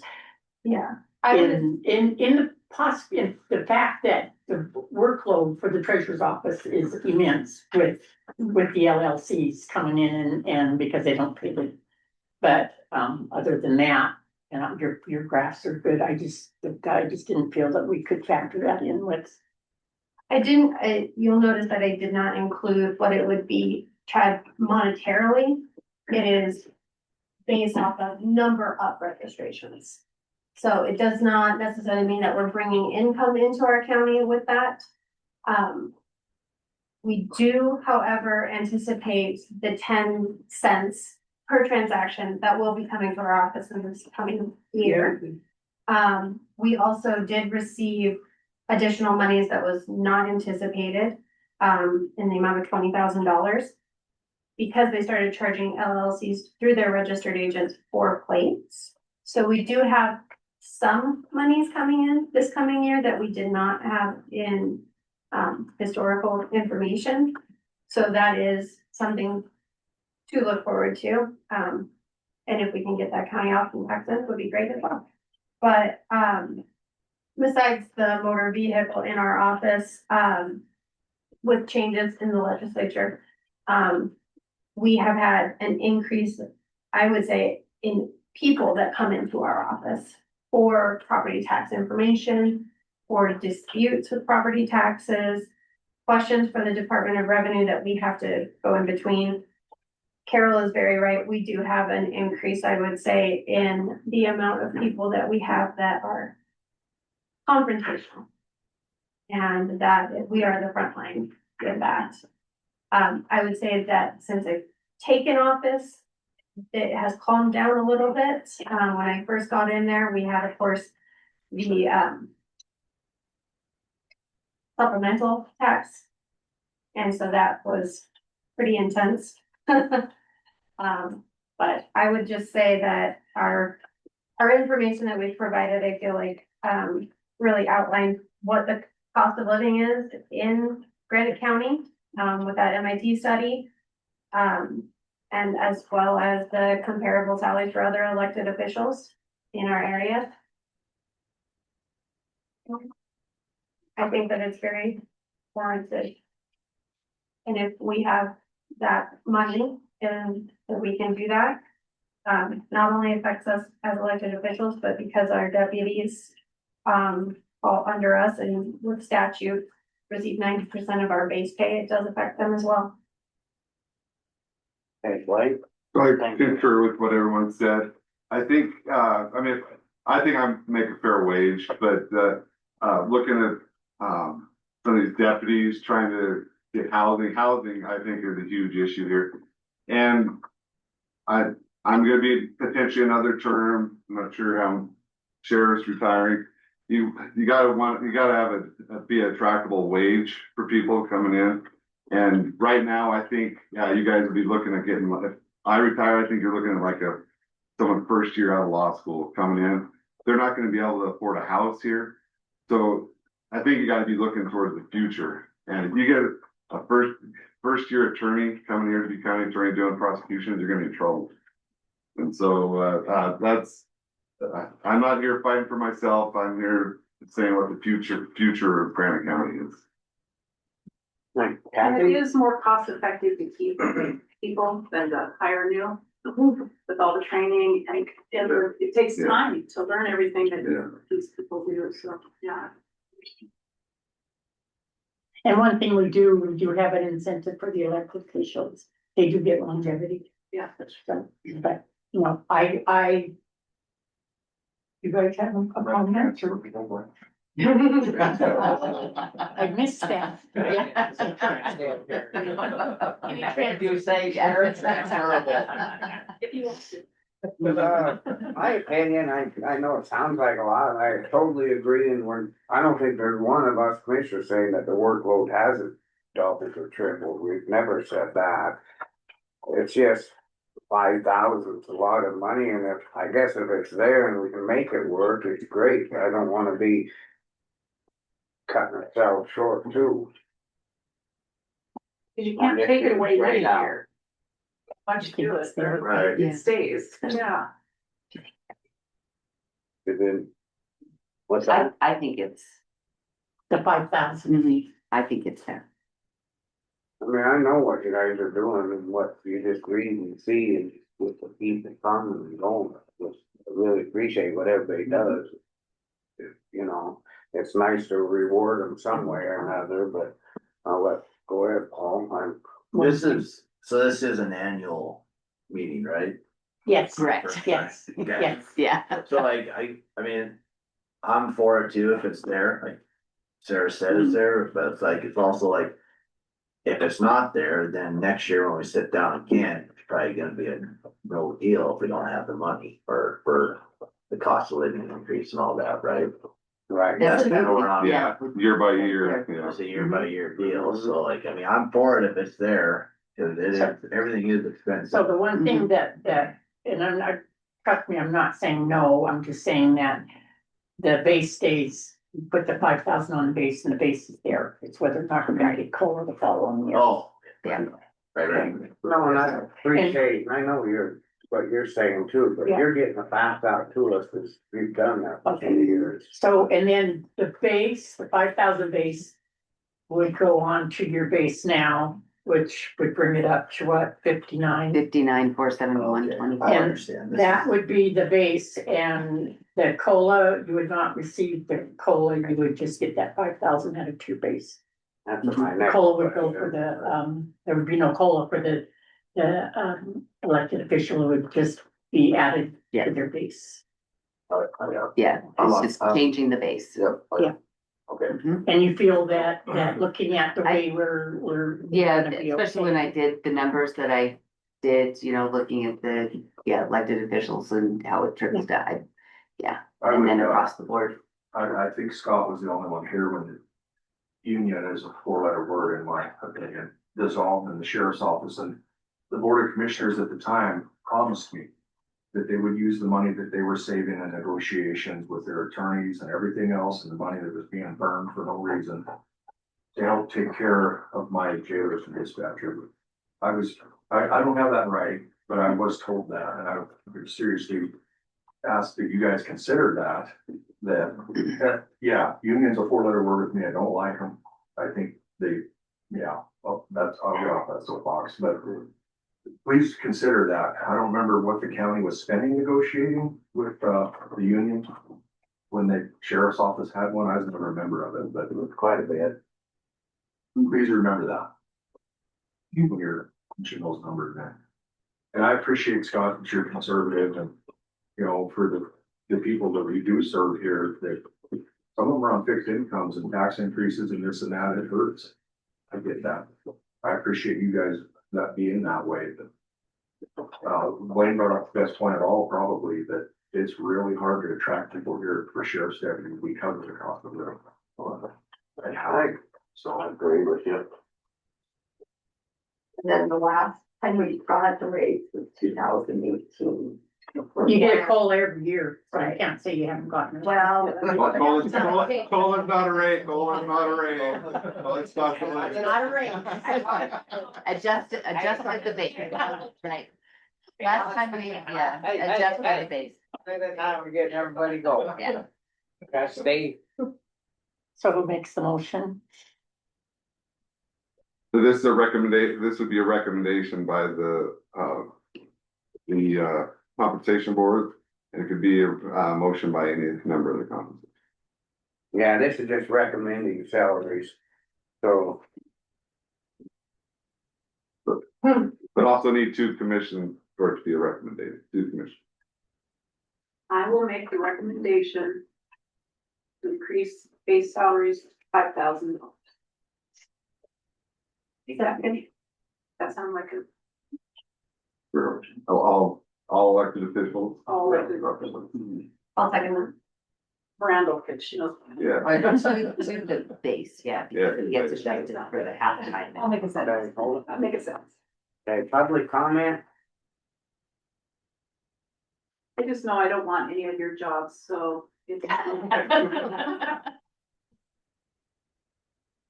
Being none, all in favor? Aye. Makes me nervous, but I'm going with aye. I guess it's spooky, but I really want you to know I appreciate what you guys do and we all work together and you do deserve it. I just don't want to cut ourselves short. Thank you. Well, the one thing that you know is that the wages and benefits are always figured first, and then we look at the rest of the line items and do our best with those, so. We're all gonna tighten our butts this year. Okay, so motion been carried and passed. We'll move on to the next one. Final decision on COLA for all county employees other than union employees. Discussion decision. The COLA should also probably be a compensation board for elected officials. No, we said no cola, No. not Okay, here. okay, Yeah. well, I mean, I bet it should be a discussion. we're getting that way. Yeah, Yeah, there's some discussion. The No, compensation part should still Oh, discuss it, yeah. but yeah. and I think they did, and they said no. No cola. Yeah. No. Do we need to have that as a motion in a second, that we will not Or, be offering the elected officials? No, we have to have a motion on it. We do not. Yeah, yeah. Yeah, Yeah, we need a motion on it. Okay, initial discussion.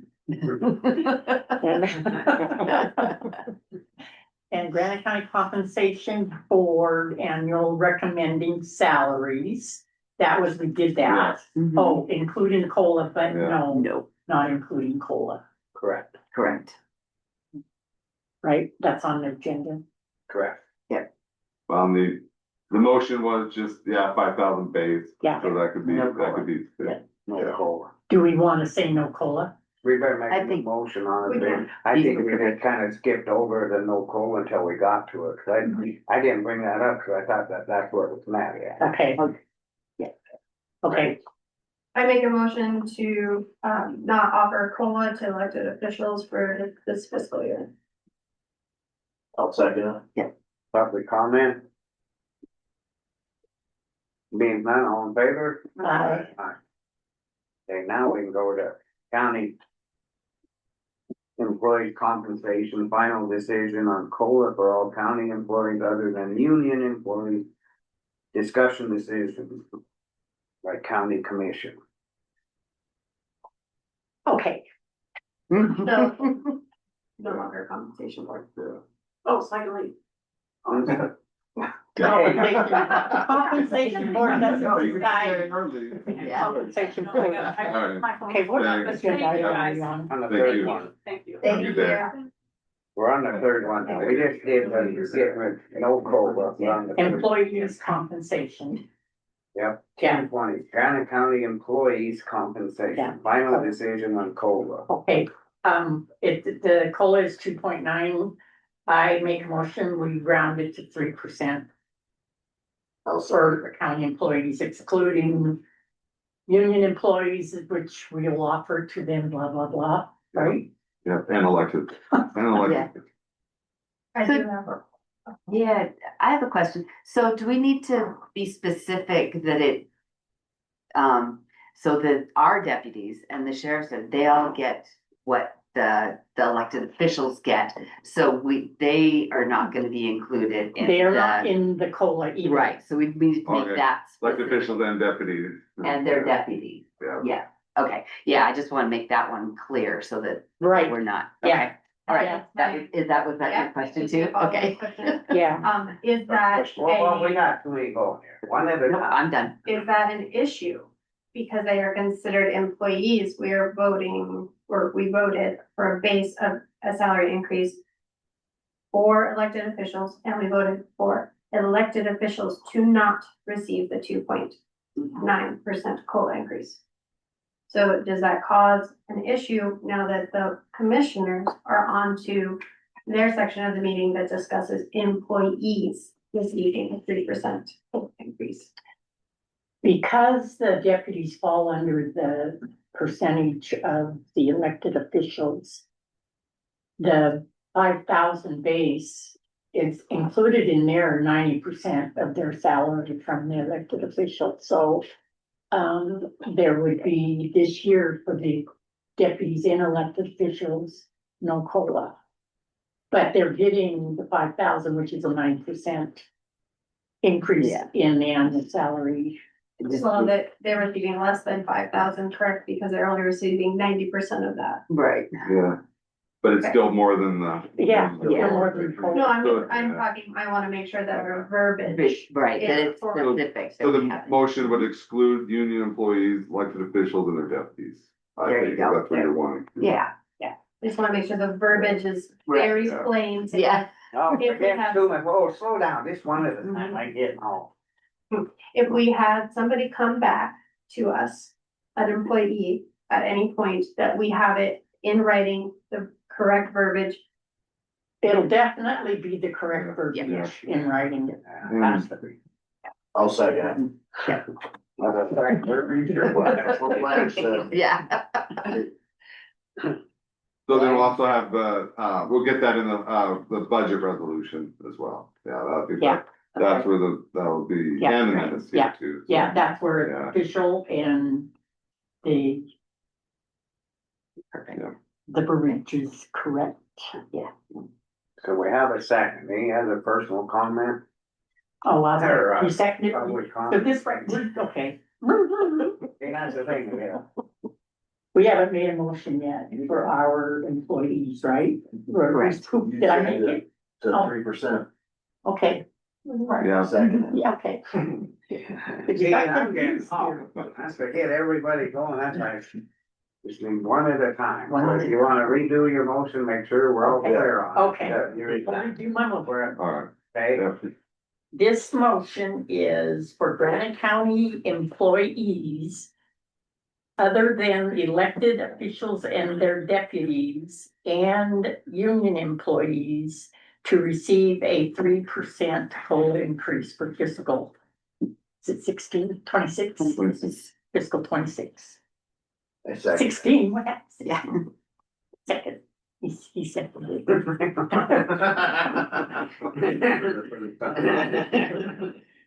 Thank you. Any public comment? So I just question with, Ashley, what is it that is confusing you on the verbiage? There's nothing, I just wanted to make sure that it was plain and out there that the deputies will not be receiving COLA because they are receiving an increase because of the base wage increase of the elected officials. And that pencils out to what percent, did you say? Annually? It depends on, you know, like ours are capped out at Now, 9, what but do we yours get are into? I different. didn't hear his question. What's that? What does that pencil out to for an increase like for my sheriff's deputies? Gonna be above 3% then? Yeah, Oh, yeah. oh, yeah, Absolutely. Yeah. Yeah. But I'm really. yeah. Yeah, so. Okay, I just. Well, I'm just, I'm trying to keep everybody on one at a time, Yeah. so we're getting all screwed up. Yeah, I was going one at a time, Mr. Ambler. all right, but any other public comment? No. I wanna make one note that.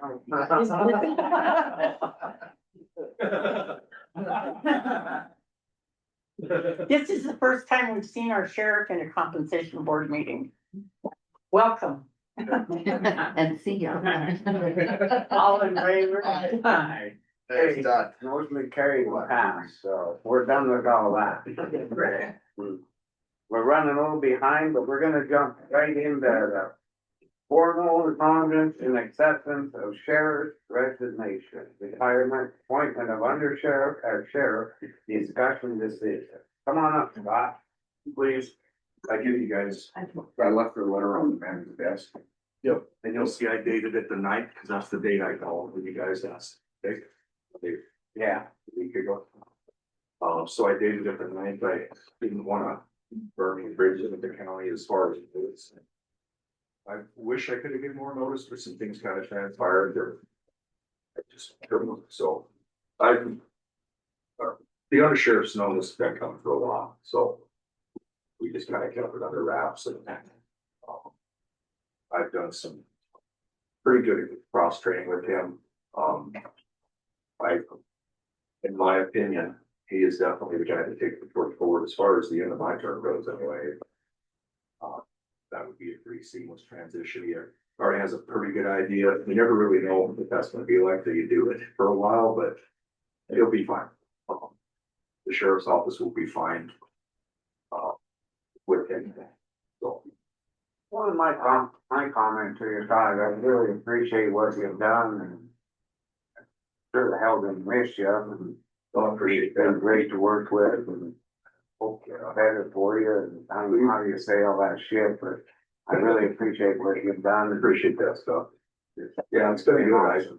It's not because of the people I work with, it's just time for me to move on from this profession. You gotta take care of yourself first. Yeah.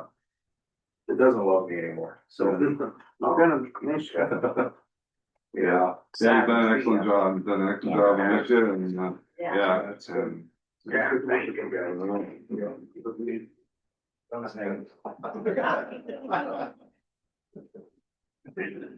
Billy. Congratulations, that's good work. Guys, I didn't get to work with you very long, but. I'll see you on the bus trips. Oh, yeah. I'll be your Sylvia Drive bus. Okay, well, on that note, I guess we'll make a motion to accept I just passed that letter. Need it back? Need a motion and accept the resignation. Retirement. Retirement. Motion to accept Sheriff Dunkerson's, retirement letter. I second it. Public comment? It's as of the end of the month, end of June. Yeah. June 30th. Mayor? Yeah, I'd like to take the opportunity to thank Sheriff Gunderson for his professionalism, his approach, relationship with town has been wonderful, and just a combination of temperament. He's been a great sheriff, and we're really gonna miss him. Appreciate that, And Mayor. so, into the next phase of your life, and I speaking for myself, my town, and my council, we wish you the best. I appreciate that. Thank you. Any other public comment? Being none, all in favor? Aye. Aye. Been carried past. So we'll go ahead and move on and have a motion on accepting the under sheriff, Rico Barkel. One side note, there's donuts out there for everyone. Wonder why I got donuts. It kind of, he'll accept it. Okay, well, I'd entertain a motion for Okay. accepting. I would make that motion on the recommendation from Sheriff Jefferson that we appoint under Sheriff Rico Barkel as, Sheriff of Granite County. Second. Public comment? Wanna help you. I think this is critical for a couple reasons. He's the one that's been trained up to do it. And time is of the essence. And so I think you're right to do it now. Is that effective June 30th then?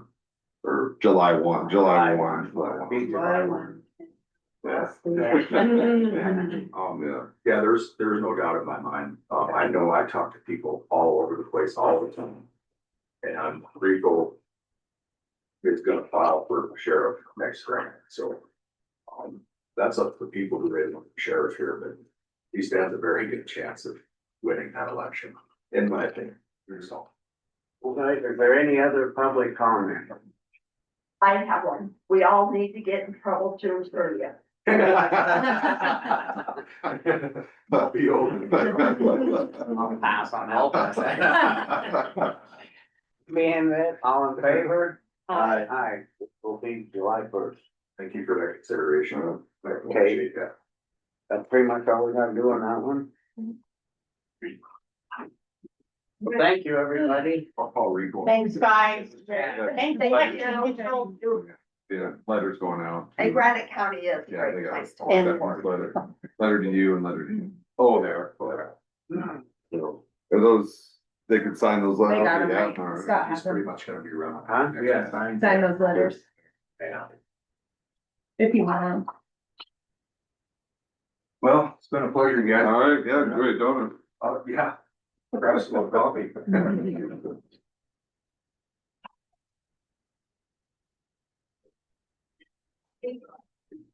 Well, it's been fun. Like that. All right, well, we're behind, but we'll go ahead into the county writers work session.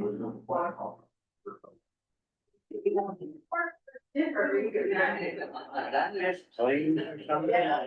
Is that good? She just brought him this, is on the.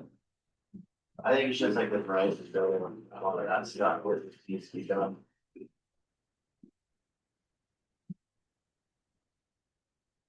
Oh, it's not even on the agenda, is it? No, that's what I thought. There's not very many of them.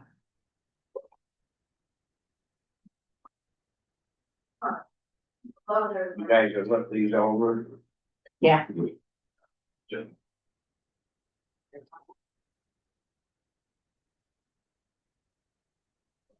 Oh, mine's in there, Here's the first one. $12 for that. You're rich. You leave back to my room, or do you leave this? I see we got the maps, claim and. Oh, yeah. Have we heard any more on any of that stuff? With him and his improvements and stuff. Yeah, have we heard anything? Mhm. Wonder if we should give him, have him. But come in. is this, for the new This thing? is a 9/11 and then a current, it's an ongoing map, public map, GIS viewer, ongoing maps and public map. Yeah. Viewer, so I don't, maybe we should have him come in and just have a little chat and just Yeah. get a little update on what's, Did he say it was gonna cost us? once I can't remember. I can't remember, didn't we just pay like $12,000 or $9,000 for the new just map part of it? I thought that's really okay, so. Yeah, Fine, that's why I wonder if we should try to get him on for next week, just come and give us a little. update on it. Yeah. Your time's out.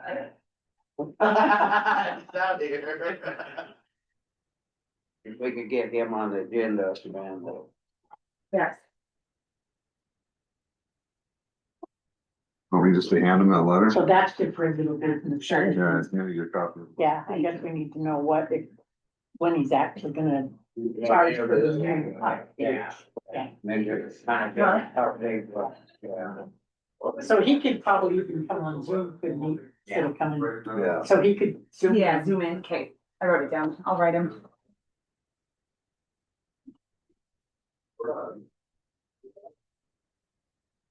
I forgot, I had public comment from, but he could have called it, Bill Slaughter wanted to make sure that we knew that he recommended Rico Barkel to. Oh, I forgot about that. But I mean, he could have sent a letter in or something.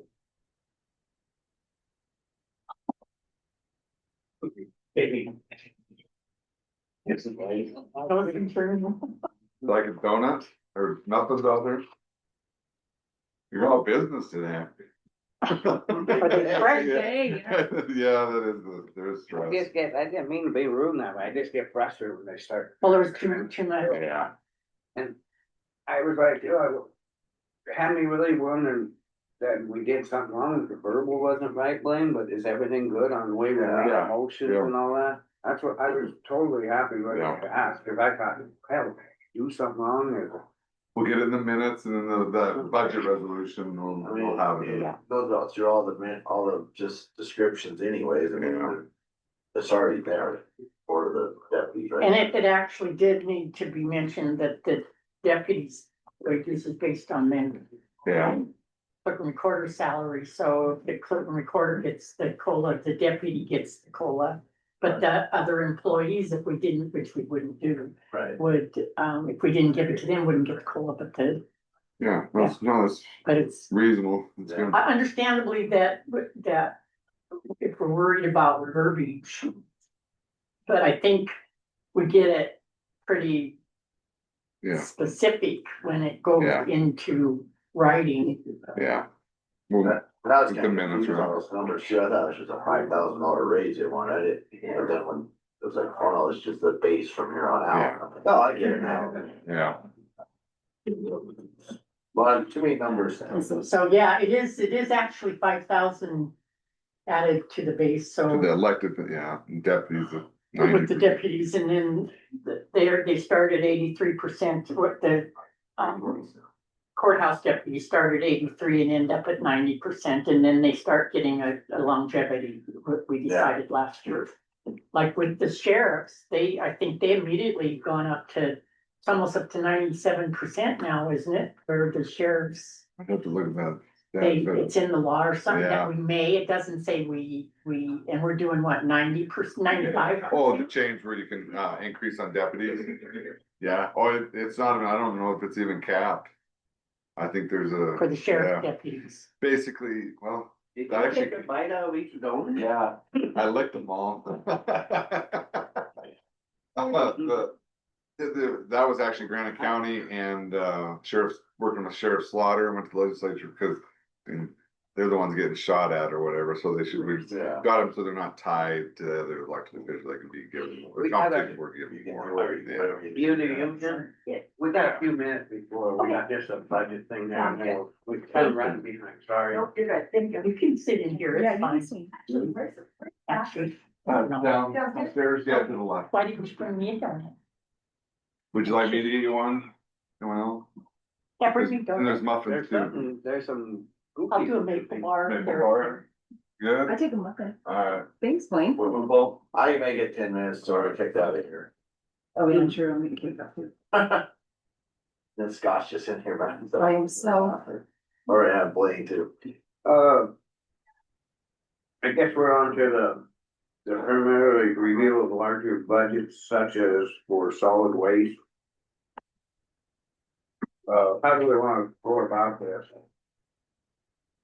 Okay, so the wording of the agenda is maybe a little confusing, but, basically looking, The maples are gone, sorry. Oh. chocolate over. Okay, so basically a little history on what we're suggesting here is eliminating the project manager from the solid waste budget. And so and then the commission taken the administrative part, not the administrative part, but the decision-making with the container site people, because as it is, they're supervisors in their own right. And the way it's working now is that the the attendance off with the project manager, and the project manager brings it to us, and then we make the decision and it's accepted. Now, one thing about this project manager position, it, in October of 2017, can I mention names? Probably not. As long as it's not, a private, if it's financial or whatever, that's Okay, fine. well, I It's won't just mention about- names, but the position was written for a project manager, and planning board secretary. They were combined, and also tax appeal board secretary was combined, so there was 3 positions that they combined. And then, the position was offered and denied because they didn't want to be the tax appeal board secretary, and that was in October of 2017. So then she became the project manager in the in the planning board secretary. Her position in this was, she did the administrative part, she went down to the dump sites, and she brought back requests to the county commission. And she worked on the budgets. That was her duties. In April of 5 months later, 6 months later, she resigned. So she resigned, and the treasurer came in and offered to take the administrative side of this project manager into the treasurer's office if they could have a part-time person who would work on the administrative side of it, plus if she needed that help, it would be in the treasurer's office too. Okay, so then what was left with the project manager, the planner, Linda Bach, came in and said that she would do her own minutes and she would be her own secretary. She didn't need a secretary. So the only thing left in that project manager was the middleman portion of it, from the container sites to the commission. I would like to make a motion that we eliminate the project manager from the solid waste budget. And it's the only line item that can be eliminated, and that the commission take over the management of it via the site attendants, who are also supervisors in their own right. And any claims or any work on things that happen at the site, they would bring to the commission and the commission would act on it. This is $26,000 that we would be saving in the budget. And it is actually, a position that we as the commission should be managing. And it's nothing personal and it's nothing against the performance of the now solid waste management. It is concerning a fund to be solid where eventually we would be able to maybe even lower the fee. That's my proposal. Well, is there, are we supposed to have a motion today or is it just a discussion? I mean, you could, I guess that's all I know what we.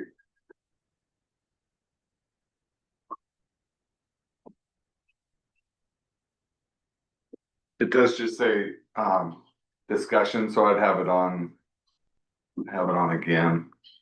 And can I go ahead and discuss the statute that's applicable is MCA 39-31-303. And it talks about it can be done to relieving employees from duties because of lack of work or funds or where conditions where continuation of such work would be inefficient and non-productive. So I think from what you said, it was all of the above, right? Lack of work, funds, and be inefficient, non-productive to continue. Okay, I also feel that 7-5-2101 also is the general authority of county commissioners. They're the ones that made this position and it's not necessary anymore. And they can also eliminate it. I would say I think the specific statute trumps the general one. So I think 39-31-303 trumps, but I think it also fits from what you're saying. I think just having what you said in there in the minutes of the reasoning is sufficient. And have it on for next week. Next week for discussion. And then for public comment. Go ahead. Can I get a public comment? Yeah. With the commission then absorbing all of those duties, would that transfer responsibility for all DEQ things to the commission as well?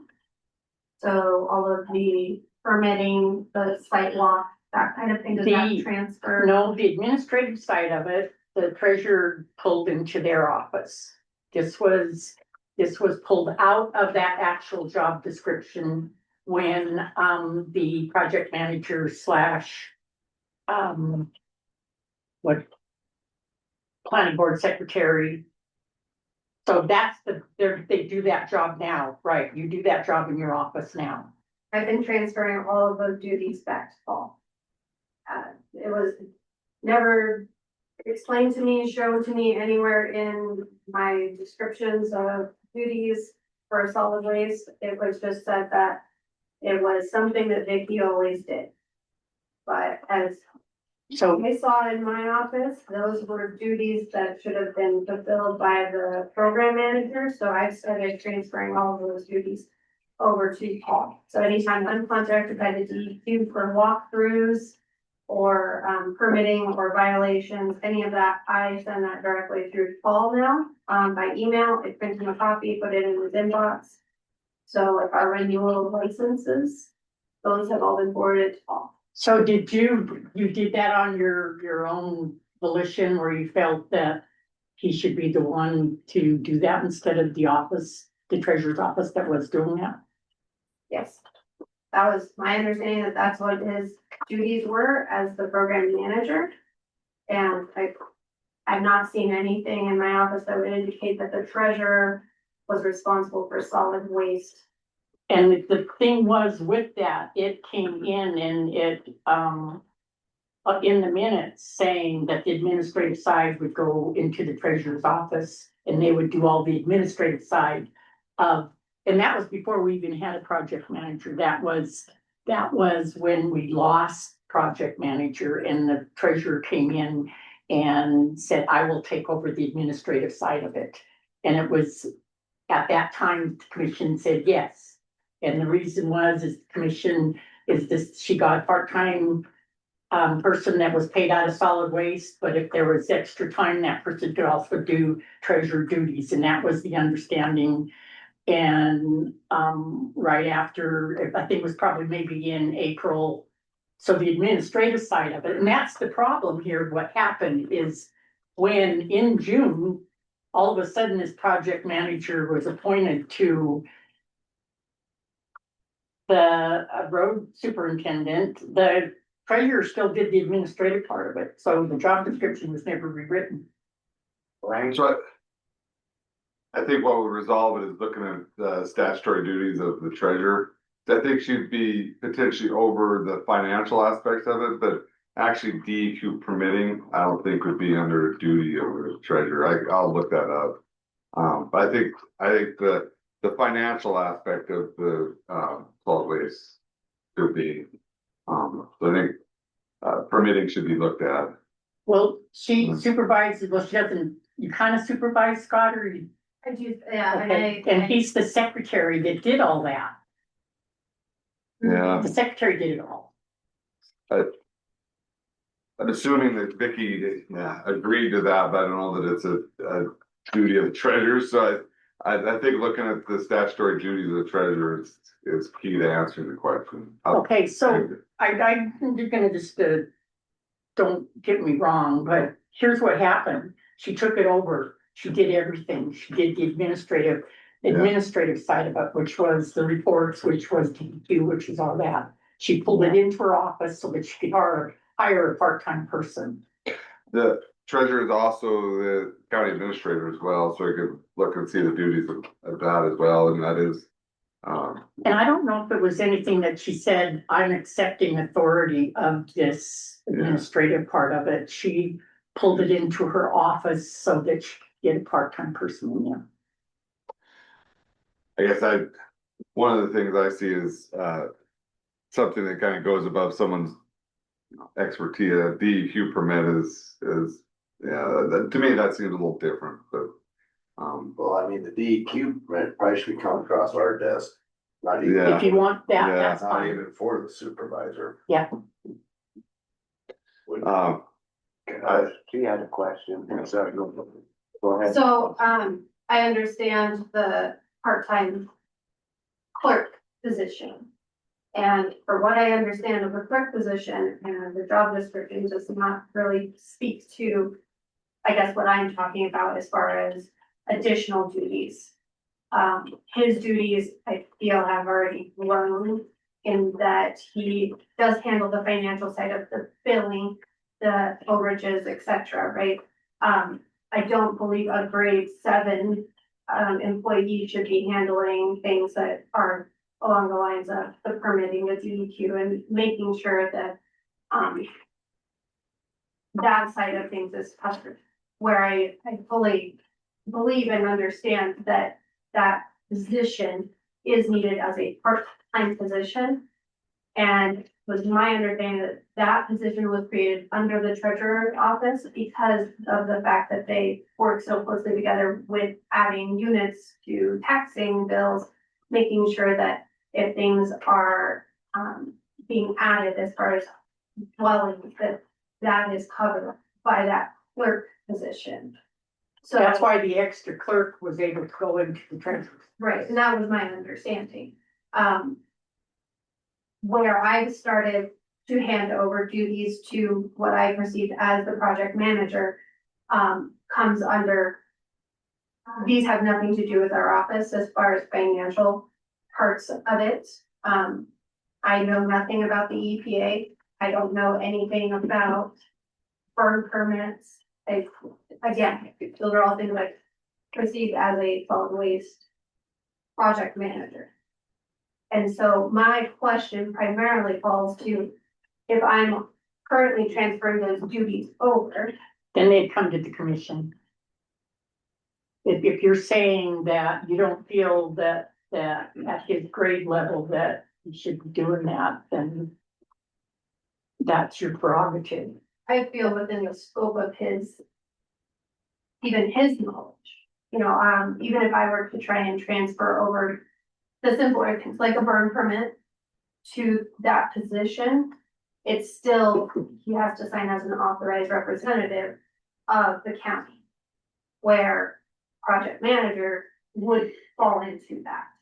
Now, I'm not saying for or against whatever you're talking about, I'm just talking about the roles and the You're worried duties that more have what's gonna fallen in happen. that maybe you're not aware of that would then come. to Yes, I'm you. aware of the duties that the solid waste secretary did. No, I'm sorry, not the secretary, the roles that I've been taking on and now forwarding back to. The role that I came into, Okay, and then what I'm now putting back towards the project manager. That maybe you haven't seen because it's something that has been covered since, I guess, the transition from treasurer or into treasurer. So to project when manager. did you transfer these duties back to the project manager? Anytime they come in. So anytime I get, So he signs off on the DEQ stuff, so that would be something the commission can do. Right. So if if you transferred all, okay, so if you transferred all that you feel were project manager duties, then they would come back and they would be under the commission. Because he's no longer doing them, right? he's doing them as of now, but as. So you haven't transferred them to the project As I manager? said, when things come in, so if a burn permit request comes in or the renewals, the licensing, those go to Paul now. I Okay, send well, them they come to the commission. It isn't anything that would be an extra duty that we couldn't take on as the commission. You would just, if they come to you, then they bring them into our office and we'd handle it and sign off on them. okay. Is, a question, so it's mainly DEQ issues, is there anything else, or is that mainly DEQ? Putting out the legal notices, that go along with these permits, these licenses. That's another thing that our office has been doing. But primarily it is SE. Well, Solid waste, most of the, pickup stuff, that's all done through the clerk. I think we just keep going over the same stuff, not saying that we didn't need to hear it, but I think we'll put it on for next week and then we put it for discussion, decision, and then move on. Okay. We're running out of time. I totally understand what you're saying, but the next week. No, I just wanted to make sure that you're aware of Yeah. those things that are happening that, you know, are a day-to-day thing that No, I, aren't always in front of the commission. Right. Yeah. okay. Well, thank you.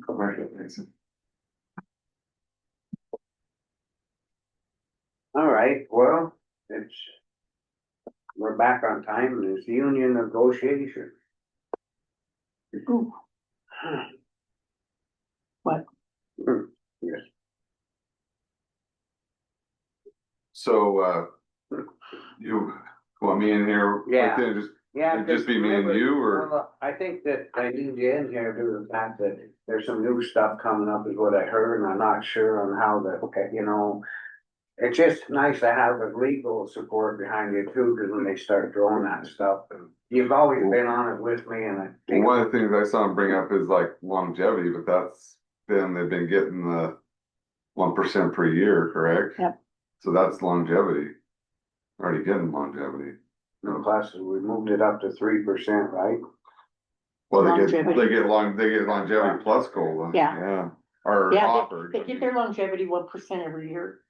The matrix employees get their Yeah. longevity every other year at 2%. They get And 1%. then they get their COLA Yeah. approved by the commission, Yeah. which we've done. Yeah. What? The union negotiations are not.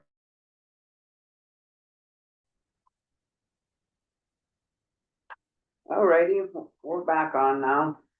We'll go ahead into the Middle Fork Ranch Minor Subdivision can't talk, preliminary plat, I would say it. Some of them days. Hey, what's your deal here, Linda? So this is a 3 lot subdivision, up Moose Lake Road, it's on Moose Lake Road. The lots are all large lots, 60 acres or bigger. Normally on big lots, we don't require a no further subdivision, but they offered one. So we do have a no further subdivision, these won't get smaller than what they are. The only, so I mean, all of the lots have existing accesses, they're shouldn't have issue getting septic on them. The only issue that the planning board talked about, and they actually removed the covenant for, was these lots all have, a building envelope on them. And the question was whether the county was going to administer that or whether we were going to leave it as a civil issue just amongst the three homeowners. And they decided to leave it as a homeowner decision, and the county wouldn't be involved with the building envelope. So on these lots, they have a 10-acre building envelope, and everything else has to stay natural looking as it is. So yeah. This is that one then, that's what you're talking about. Those are the covenants, right, that they proposed, and so they don't allow VRBOs, they aren't allowing, you know, they have a 400-foot setback from the middle port. That language say all vacation rentals or, It's, here, let me give you a copy of it, wait. Where is this at, like that? It's up Moose Lake, how far up do you think it is, Ken? About 6 miles, probably. Up there? Up through the cut there. It's a grassy, it's not really tree area. Tree. They're just a little bit past like the. Actually, turn off and. Yep. I don't know where that turnoff is. On the left hand side of the road there? The road cuts right through it. Yeah, so one of the lots will be on the right and then 2 will be on the left. Oh, I'm very sorry. No, you're good. You know it better than I do. You've surveyed it.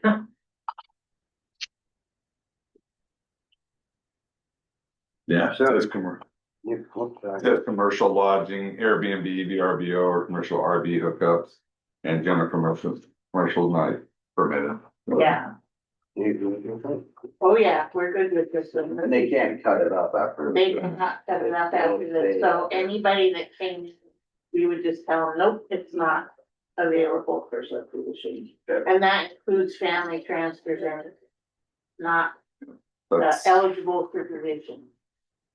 That's in there. Well, I'd entertain a motion then. And Tina would be. Yeah. No. Okay, but what's our motion, make a motion that we accept the middle footprint subdivision, minor subdivision. With condition. With the condition. what? With the condition. With the conditions? And that, do you have to make a definite motion for the declaration one then, or just do it all? Nope, it's in the conditions. Now, do we do 2 separate? Nope, So you just have to covenant do the one, his covenants is in the conditions. Yes, comment. I just wanna make sure the no bill envelope was recommended to be in the county part of the covenants. In what you're voting on, is that taken out? Yeah, so number 9, it was number 9. And it has been removed. Here, I'll give you a copy. Okay. So the county's out on the enforcement of the covenant. We're out, we enforce some of the covenants, but we won't enforce the building. Building, that. The building yeah, envelope won't go under our thing. They'll just create their own homeowners, right? Yeah, and if they don't create a homeowners, then the 3 parties have the right to enforce each other. And the people buying these would probably enforce it, I think. The reason why they're buying there Yeah. with those conditions. A second? Second. Any other public comment? Being done, all in favor? Aye. Aye. Thank you, very pass. All right. I will send down the stuff for Miranda and we'll get this one. Thanks. I'm in the fastest subdivision hearing I've ever been. Thank you. Caught him on a good day. We're tired. Yeah. It's been a long day. Long morning. Tell you what, when we're on, we got jumped to. About the last one. I'll wait till we're. Okay. Yeah. So this one here just needs to be signed by Kathleen Henry and Tatum, or this one has to be signed by.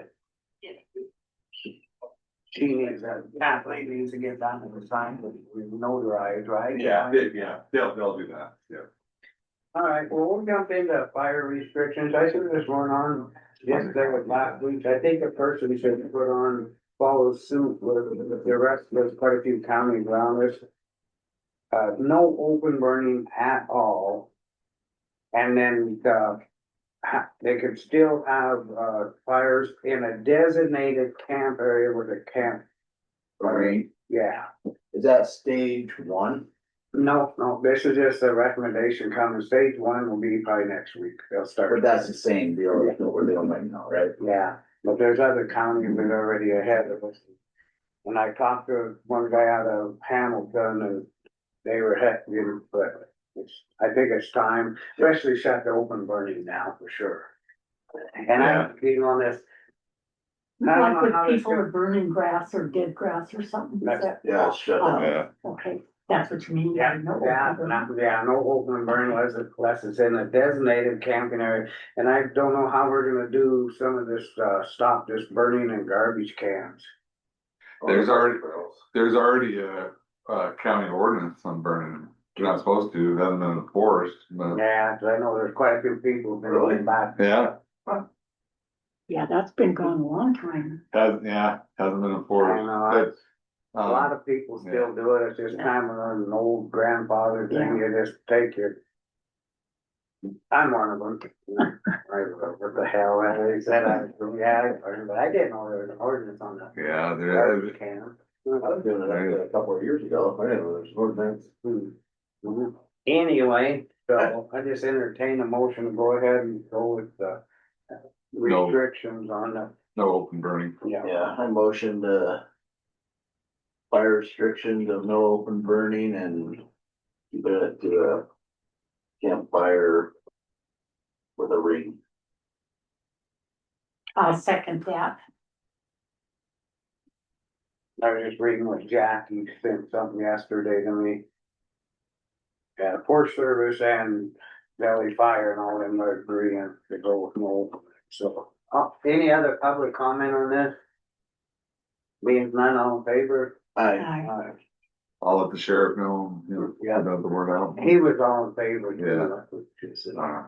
But yeah, I guess just to let everybody know and get it out, we don't put that in the paper until we go to But restricted. they could do it on social media and we can do it on the Yeah, website, that's yeah, right. the word out. All right, well, we're adjourned for today, good job. Thanks. Got through it. No one got gavelled down either.